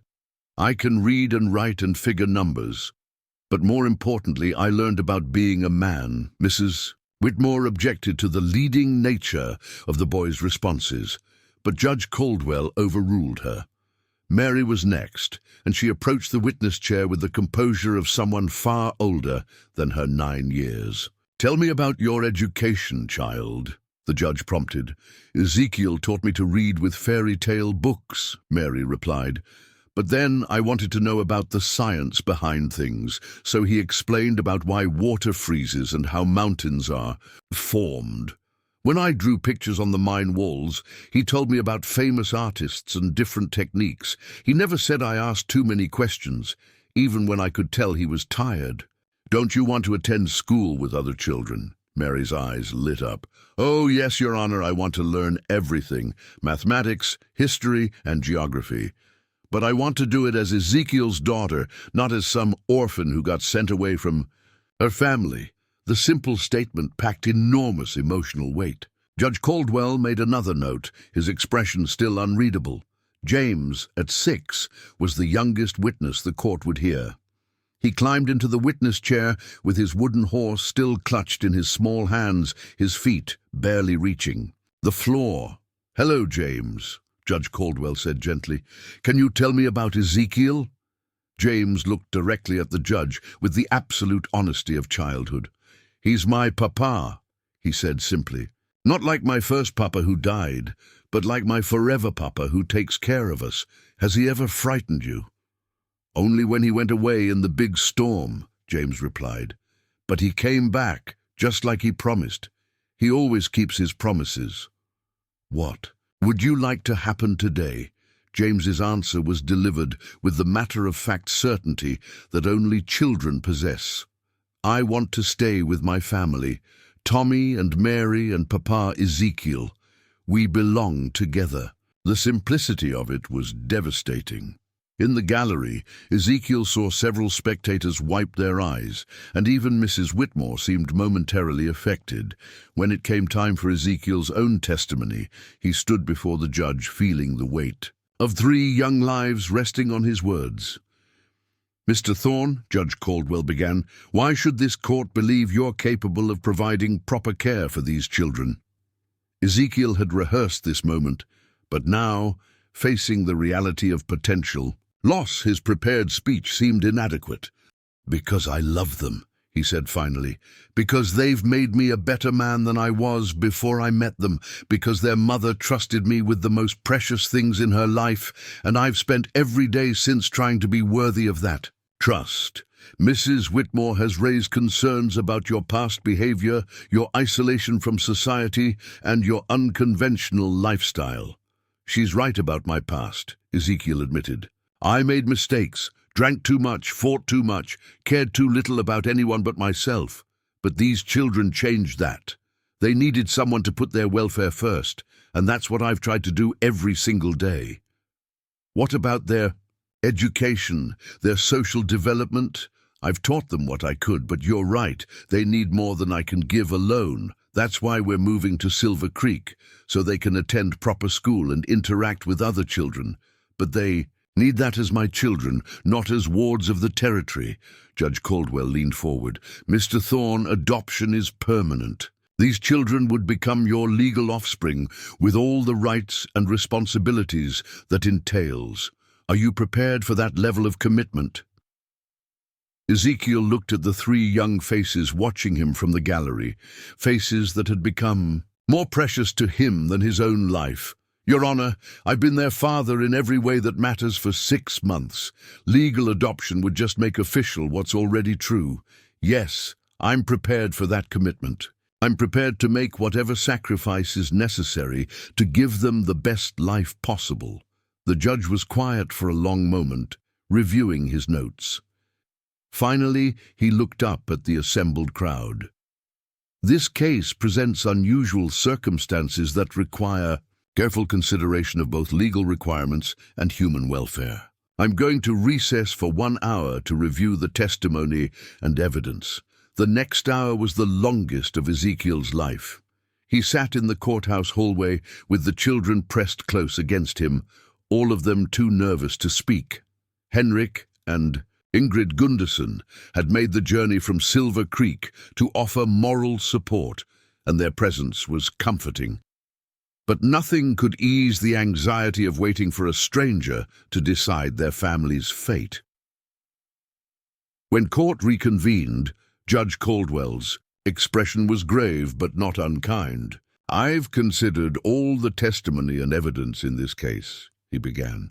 "Mrs. Whitmore's concerns about irregular circumstances and unconventional arrangements are not without merit. These children have indeed lived outside normal social institutions, and their education has been informal at best." Ezekiel's heart sank, but the judge continued. "However, the law must consider not just bureaucratic requirements, but human welfare and the best interests of the children involved. The evidence shows that Mr. Thorne has provided these children with love, care, and protection under extraordinarily difficult circumstances. More importantly, the children themselves have testified to their strong attachment to him and their desire to remain together as a family unit." The judge looked directly at the children. "Thomas, Mary, and James, you have all made it clear that you consider Mr. Thorne to be your father and that you wish to remain in his care. Your obvious health, intelligence, and emotional stability speak well of the care you've received." He turned back to Ezekiel. "Mr. Thorne, while your past may include mistakes, your actions regarding these children demonstrate growth and commitment that this court finds admirable. You have honored a dying woman's final request at considerable personal sacrifice, and you have clearly earned these children's love and trust." The courtroom held its breath. "Therefore, this court grants the petition for adoption. Thomas, Mary, and James Brennan shall henceforth be known as Thomas, Mary, and James Thorne, with all the legal rights and protections of natural-born children." The gavel fell with finality, and suddenly the courtroom erupted in celebration. The children rushed to Ezekiel, who gathered them into his arms, with tears streaming down his face. They were officially, legally, permanently his family. "However," Judge Caldwell added, causing the celebration to quiet, "this adoption is granted with the understanding that the children will receive proper, formal education and that Mr. Thorne will maintain contact with territorial authorities to ensure their continued welfare." "Yes, Your Honor," Ezekiel managed through his tears.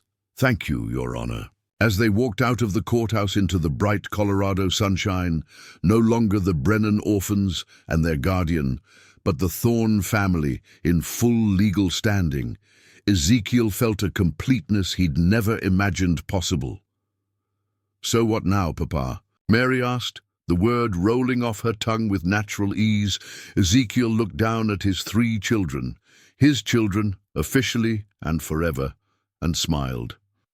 "Now we go home," he said. "We go home and start our new life together."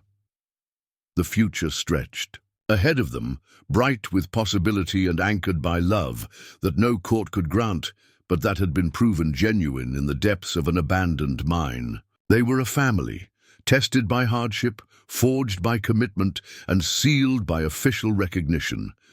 They were the Thornes, and they were going home. 5 years later, Ezekiel Thorne stood on the front porch of his white clapboard house on Elm Street, watching the sun set behind the Rocky Mountains. The view wasn't as dramatic as the one from Copper Crown Mine, but it held something the mountain vista had never possessed: the sounds of a thriving community coming to life around him. Children's laughter echoed from the schoolyard across the street, where Mary was helping younger students with their letters. At 19, she'd become Silver Creek's most accomplished young woman, fluent in 3 languages and accepted to the Colorado Women's Seminary in Denver for the fall term. But she'd deferred her enrollment for another year, claiming she wasn't ready to leave her family just yet. From the Gunderson General Store came the sound of Tommy's voice calling out inventory numbers to his assistant. At 19, Tommy had not only completed his apprenticeship, but had become Henrik's business partner, with plans to open a second store in the rapidly growing mining town of Leadville. The boy who'd once protected his siblings with a rusty knife now commanded respect throughout the territory as a fair dealer and sharp businessman. And somewhere in the barn behind the house, 12-year-old James was tending to the horses that had become his passion. The boy who'd once been too weak to walk across a mine chamber now broke wild mustangs with a gentleness that bordered on magic. Ranchers came from 3 counties to have James Thorne work with their difficult horses, paying premium prices for his unique touch. "Papa!"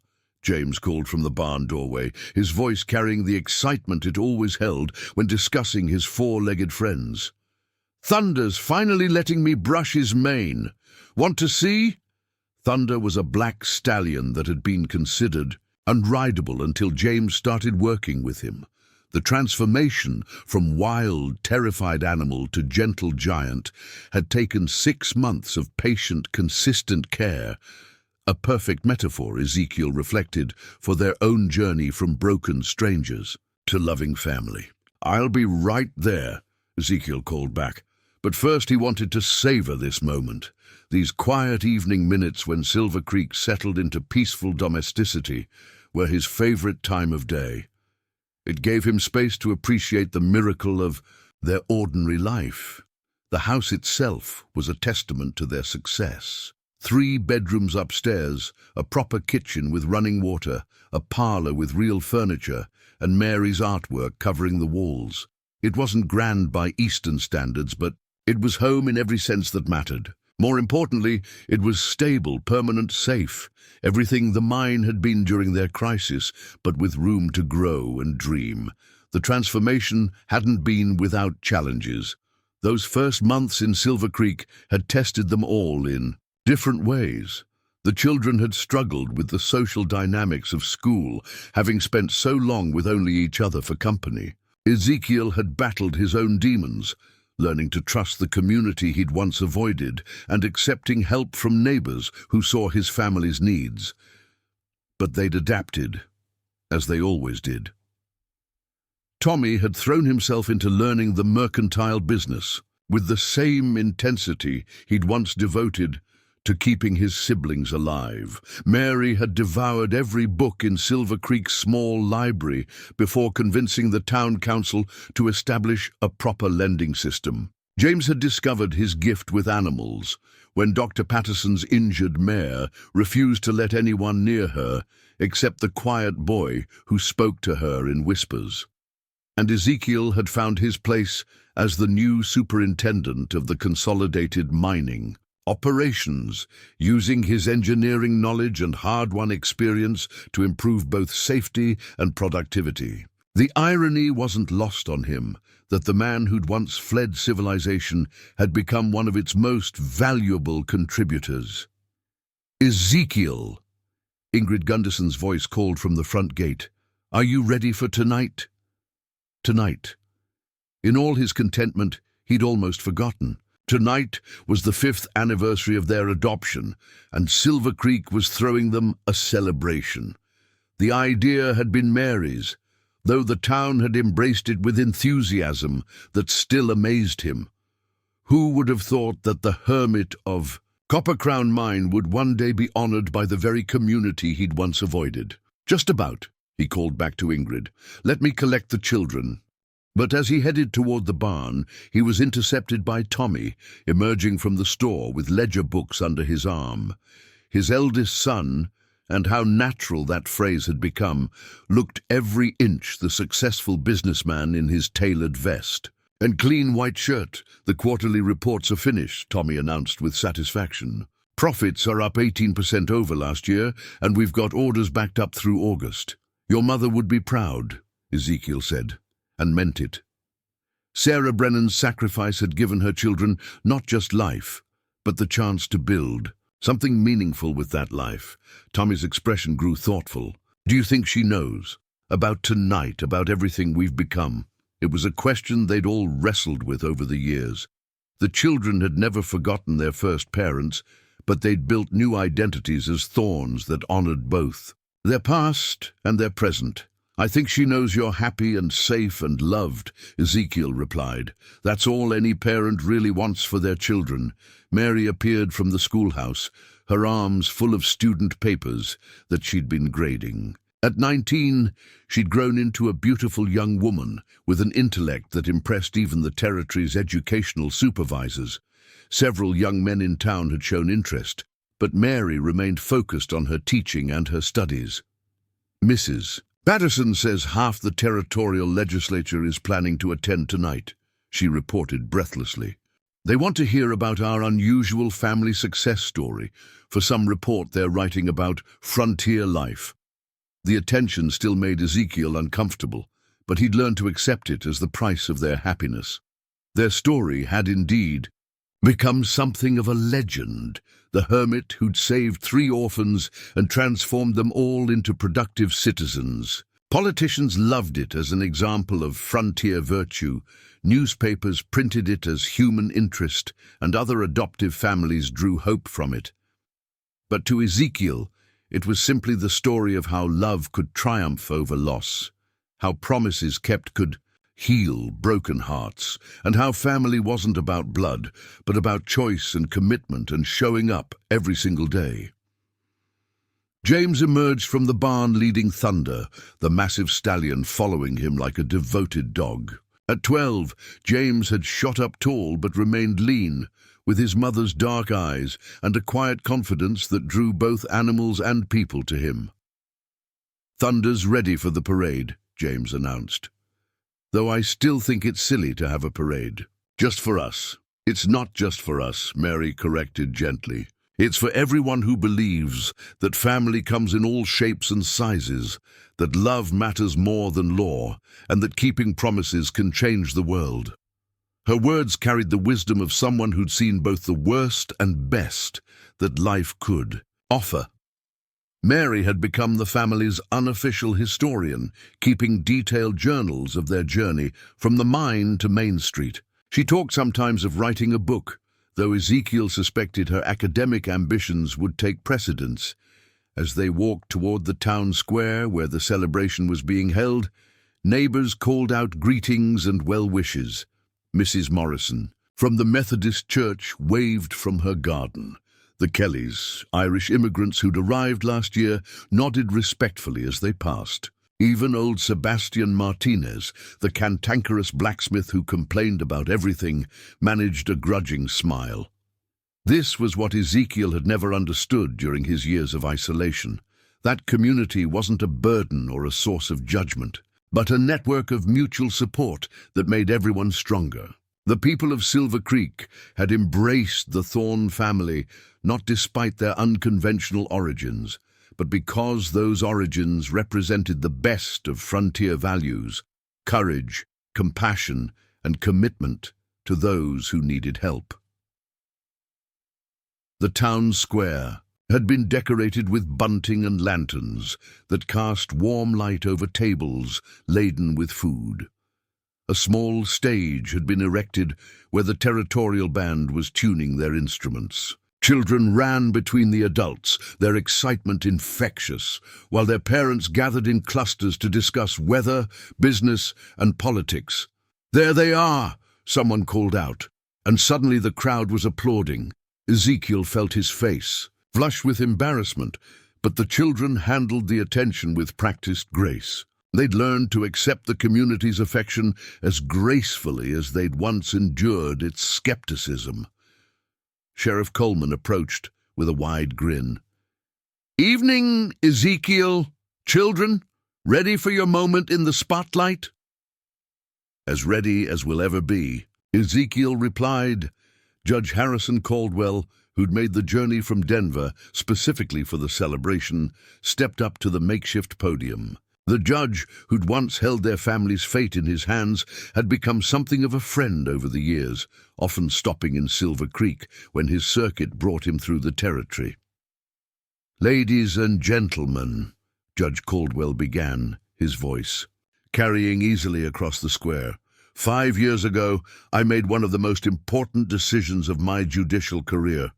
I granted adoption papers to a man who'd never been a father, and 3 children who'd lost everything they'd ever known."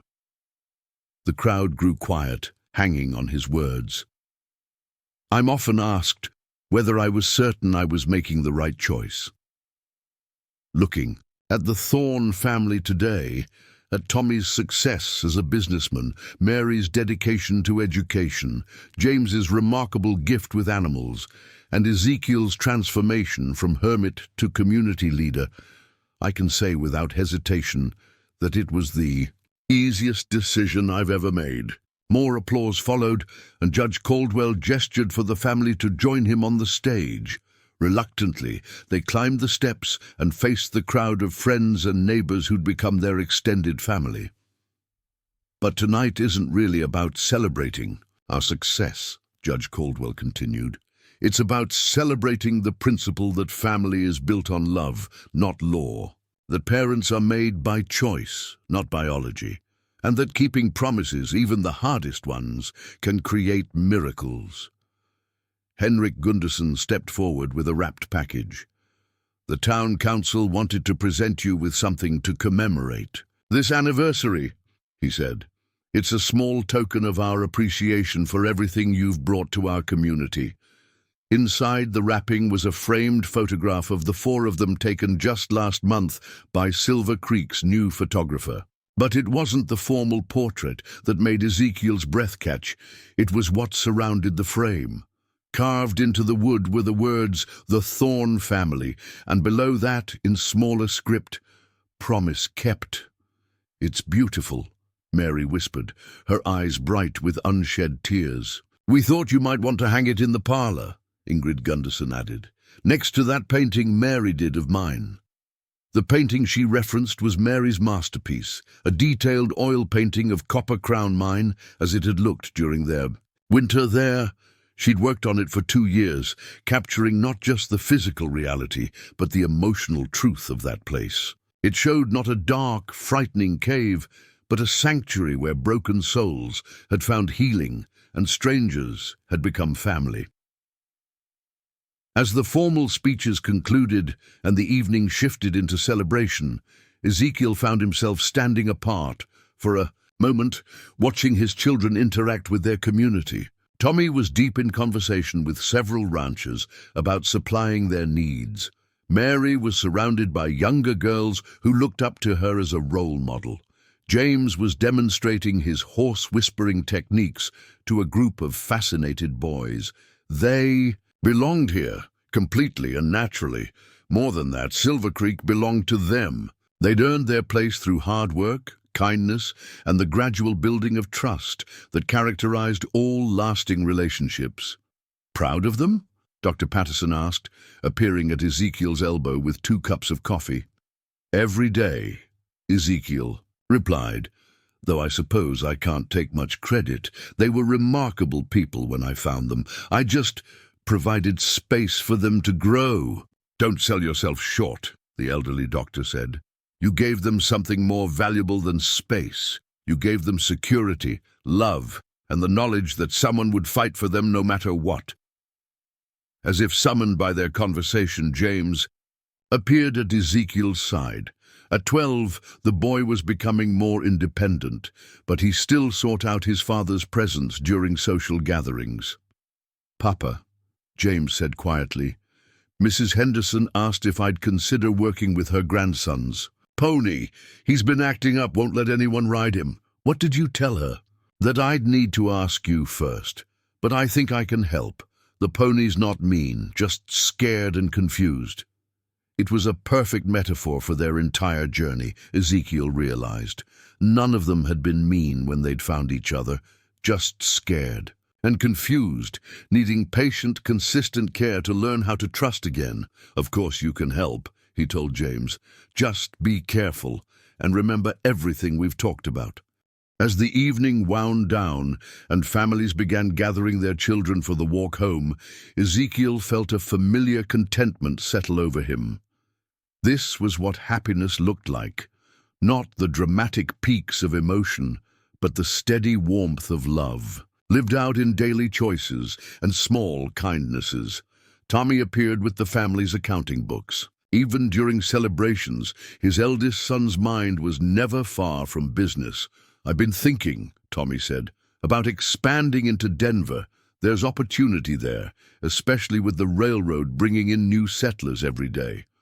That's a big step, Ezekiel replied. Would you be ready for that kind of responsibility? Tommy's smile was confident, but not cocky. You taught me that responsibility isn't something you wait to be ready for. It's something you grow into by accepting it. Mary joined them, still carrying the framed photograph and looking thoughtful.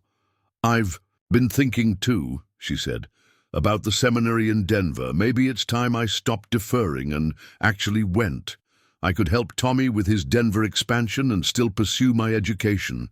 It was the conversation Ezekiel had been dreading and hoping for in equal measure. His children were growing up, ready to build their own futures. As a father, he was proud of their ambitions. As the man who'd once lost everything, he was terrified of being left alone again. And I've been thinking about horse training, James added, not wanting to be left out of the family planning session. Mr. Crawford says I could apprentice at his ranch next summer. Learn the business side of working with horses. 3 futures, all pointing away from the safety of home and family. It was exactly what should happen, what needed to happen for them to become the people they were meant to be. But the prospect of an empty house on Elm Street filled Ezekiel with familiar dread. As if sensing his thoughts, Mary linked her arm through his. We'll never really leave, Papa. This will always be home. You'll always be our father, but it's time we started building on everything you've taught us. Tommy nodded agreement. Besides, someone needs to stay here and run the original store. Someone needs to be the foundation the rest of us can build on, and someone needs to take care of the horses here in Silver Creek, James added. I'm not going anywhere permanently, just learning new skills to bring back home. Home. The word still carried magic for all of them. After years of wandering, of loss, of uncertainty, they'd built something solid and lasting. The house on Elm Street would remain their anchor, their gathering place, their symbol of promises kept and love endured. As they walked home through the quiet streets of Silver Creek, past houses where their friends and neighbors were settling in for the night, Ezekiel reflected on the strange journey that had brought them to this moment. 5 years ago, he'd been a broken man living like an animal in a cave, convinced that love was a luxury he could no longer afford. Tonight, he was surrounded by children who'd chosen him as surely as he'd chosen them, living in a community that had embraced their unconventional family, building a future that honored both their past struggles and their present hopes. At Sarah Brennan's grave the next morning, Ezekiel knelt with a bouquet of wildflowers the children had picked. The wooden cross had been replaced years ago with a proper headstone that read, Sarah Brennan, beloved mother, 1845-1879, her love lives on. Well, Sarah, he said quietly, though the children were close enough to hear, I think we've kept our promise. Your children are safe, happy, and loved. They're becoming the remarkable people you always knew they could be. Tommy knelt beside him and placed his own flowers on the grave. Thank you, Ma, for trusting Ezekiel with us, for making the choice that saved our lives. Mary added her bouquet, tears streaming down her face. I wish you could see us now. I wish you could know how happy we are. James, now tall enough to see, over the headstone, placed his small wooden horse at its base, the same horse Henrik had carved for him years ago, worn smooth by handling, but still precious. I remember you, he said simply. But I love Papa too. Is that okay? The question hung in the morning air, and Ezekiel felt his heart constrict with the pure innocence of it. James was the only one young enough to have clear memories of both parents, and the confusion of loving both was entirely natural. Your mother would want you to love Papa, Mary said gently. She would want all of us to be happy and safe and loved. That's what mothers do. They want their children to thrive, no matter what. As they walked back toward town, toward their house and their life and their future, Ezekiel felt the presence of the woman who'd started it all. Sarah Brennan's final gift hadn't just been her children's lives, it had been the chance for all of them to discover that family wasn't about perfection or traditional arrangements or meeting society's expectations. Family was about showing up, keeping promises, and choosing love even when it was difficult. It was about creating space for everyone to grow while maintaining the bonds that held them together. It was about building something lasting from the wreckage of loss. The Thorne family had been forged in the depths of Copper Crown Mine, tested by bureaucrats and skeptics, and proven in the daily choices of ordinary life. They weren't perfect, no. Family was, but they were real, and they were theirs. As Silver Creek came into view below them, bustling with the activity of another day beginning, Ezekiel Thorne smiled at the sight of home. Somewhere in that town were his children's futures, Tommy's business empire, Mary's academic achievements, James's way with animals.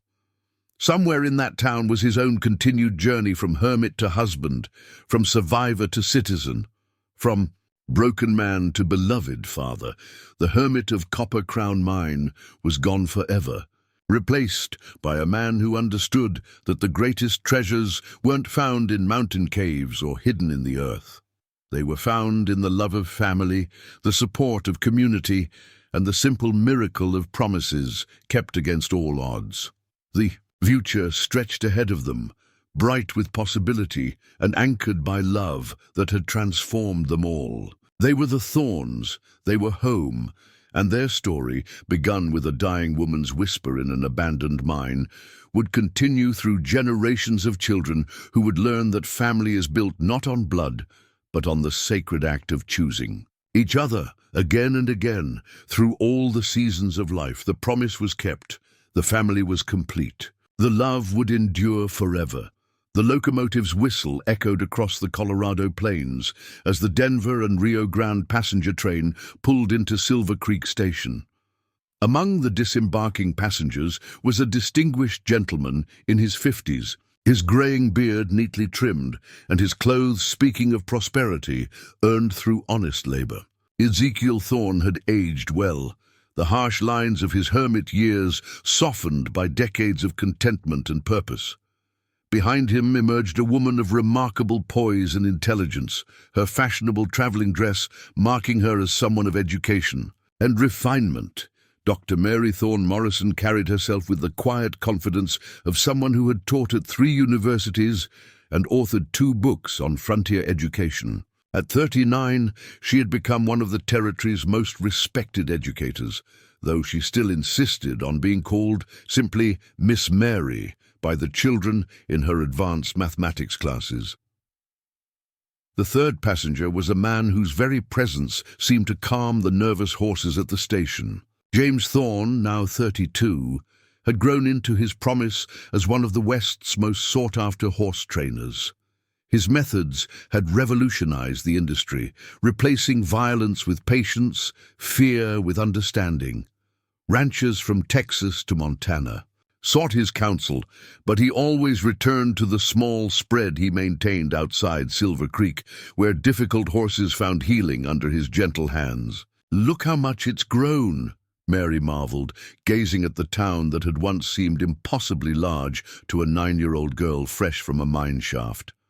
Silver Creek had indeed prospered, its population swelling to nearly 3,000 souls as the mining boom brought new opportunities and new challenges.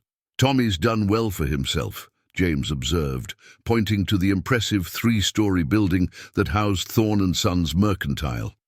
The business had expanded far beyond Henrik Gunderson's original vision, with operations now stretching from Denver to Pueblo. At 39, Thomas Thorne commanded respect throughout the territory as both a shrewd businessman and a fair employer who remembered his own childhood struggles. They were returning for a special occasion, the dedication of the Sarah Brennan Memorial School, funded by a joint contribution from all 3 Thorne children. It would be the finest educational facility between Denver and Colorado Springs, equipped with the latest teaching methods and open to all children regardless of their parents' ability to pay. The idea had been Mary's, born from her own hunger for knowledge that had nearly been stifled by circumstance. The funding had come from Tommy's business success, James's consulting fees, and Mary's book royalties. But the driving force behind it was their shared understanding that education was the greatest gift they could offer to children facing the same uncertainties they had once known. As their carriage wound through familiar streets, Ezekiel noticed the changes that 2 decades had brought. Electric streetlights lined the main thoroughfare, though most homes still relied on oil lamps. A telephone exchange had been established, connecting Silver Creek to Denver and beyond.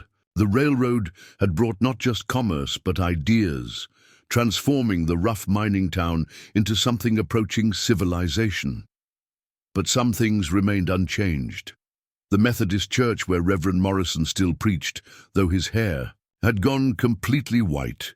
Dr. Patterson's medical practice, now run by his son, but still maintaining the elders' dedication to healing. And the cemetery on the hill, where a simple headstone marked the grave of a woman whose final words had changed 5 lives forever.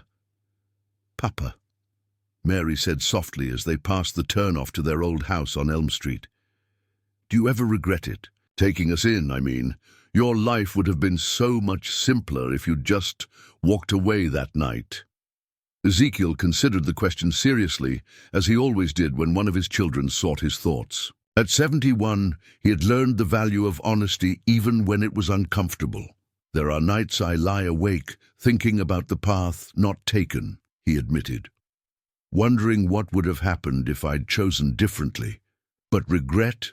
Never. You 3 gave me a reason to live when I'd forgotten what living meant. You turned a broken-down hermit into a father, a grandfather, a man who mattered to someone besides himself. The carriage turned onto Elm Street, where their old house now served as a boarding house for traveling salesmen and railroad workers. New families had filled the bedrooms where the Thorne children once slept, but the current owners maintained Mary's flower garden and the small stable where James had first discovered his gift with animals. "I still dream about the mine sometimes," James confessed. "Not nightmares, exactly. More like memories of a place that saved us all." They had visited Copper Crown Mine just once since leaving it, 10 years after their departure. The tunnels had partially collapsed, and nature was reclaiming the entrance. But the main chamber where they'd lived remained intact, still bearing traces of their occupation: carved sleeping alcoves, the stone circle where their fire had burned, even some of Mary's charcoal drawings still visible on the walls. Standing in that space again, they had all felt the weight of transformation. The desperate refugees who had sheltered there bore little resemblance to the confident adults they had become. Yet the love that had sustained them through those dark months remained unchanged, grown stronger through decades of shared joy and mutual support. The dedication ceremony was held on a crisp October morning with representatives from the territorial government, university officials, and half the population of Silver Creek in attendance. Governor Benjamin Harrison himself had sent a telegram of congratulations, praising the Thorne family's commitment to education and community service. Tommy delivered the main address, his words carrying the authority of someone who had risen from orphaned poverty to territorial prominence through determination and opportunity. "This school represents more than bricks and mortar," he told the assembled crowd. "It represents the belief that every child, regardless of their circumstances, deserves the chance to learn, to grow, to become the person they're meant to be. My siblings and I know what it means to be given that chance by people who believed in our potential, even when we couldn't see it ourselves." Mary followed with remarks about educational philosophy and the importance of nurturing both intellectual curiosity and moral character. Her speech was peppered with references to the great educational theorists of the day, but grounded in the practical wisdom of someone who had taught everyone from frontier children to university scholars. James, never comfortable with public speaking, kept his comments brief but heartfelt. "A good teacher is like a good horse trainer," he said with a slight smile. "They don't break you to their will. They help you discover the strength that was already inside you." But it was Ezekiel's words that brought tears to many eyes and captured the true meaning of the day. 25 years ago, a dying woman made me promise to keep her children together, he began, his voice carrying clearly across the crowd. "I thought that promise was about providing food and shelter, about basic survival. I didn't understand that it was really about giving them the chance to become who they were meant to be." He paused, looking at his 3 children, now accomplished adults with families and careers of their own, but still unmistakably his children in all the ways that mattered.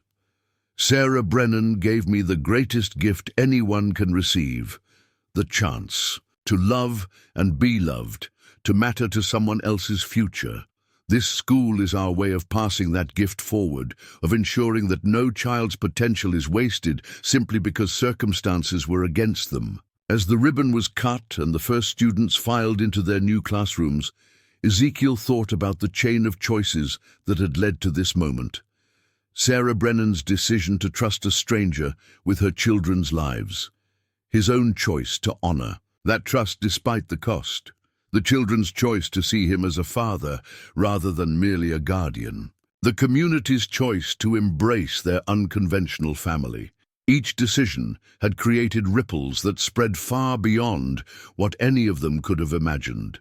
Tommy's business success had provided jobs for hundreds of people. Mary's educational innovations had influenced teaching methods throughout the territory.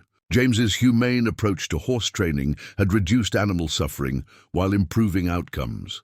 And Ezekiel himself had moved from isolation to community leadership, serving on the town council, the school board, and numerous charitable organizations. But perhaps the most important ripples were the ones that couldn't be easily measured. The foster families who had been inspired by their example to take in orphaned children. The adoptive parents who had found courage in their story to love children who weren't born to them. The communities that had learned to judge families by their love rather than their conventional arrangements. That evening, the extended Thorne family gathered for dinner at the Silver Creek Hotel. Tommy's wife, Margaret, and their 4 children. Mary's husband, David, a professor of literature she'd met during her graduate studies, and their twin daughters. James's wife, Catherine, a veterinarian who shared his passion for animal welfare, and their 3 sons. Watching his grandchildren play together, Ezekiel saw echoes of the children he'd once rescued from a frozen mine shaft. Tommy's eldest son had the same protective instincts that had driven his father to shield his siblings from harm. Mary's daughters shared their mother's insatiable curiosity about the world.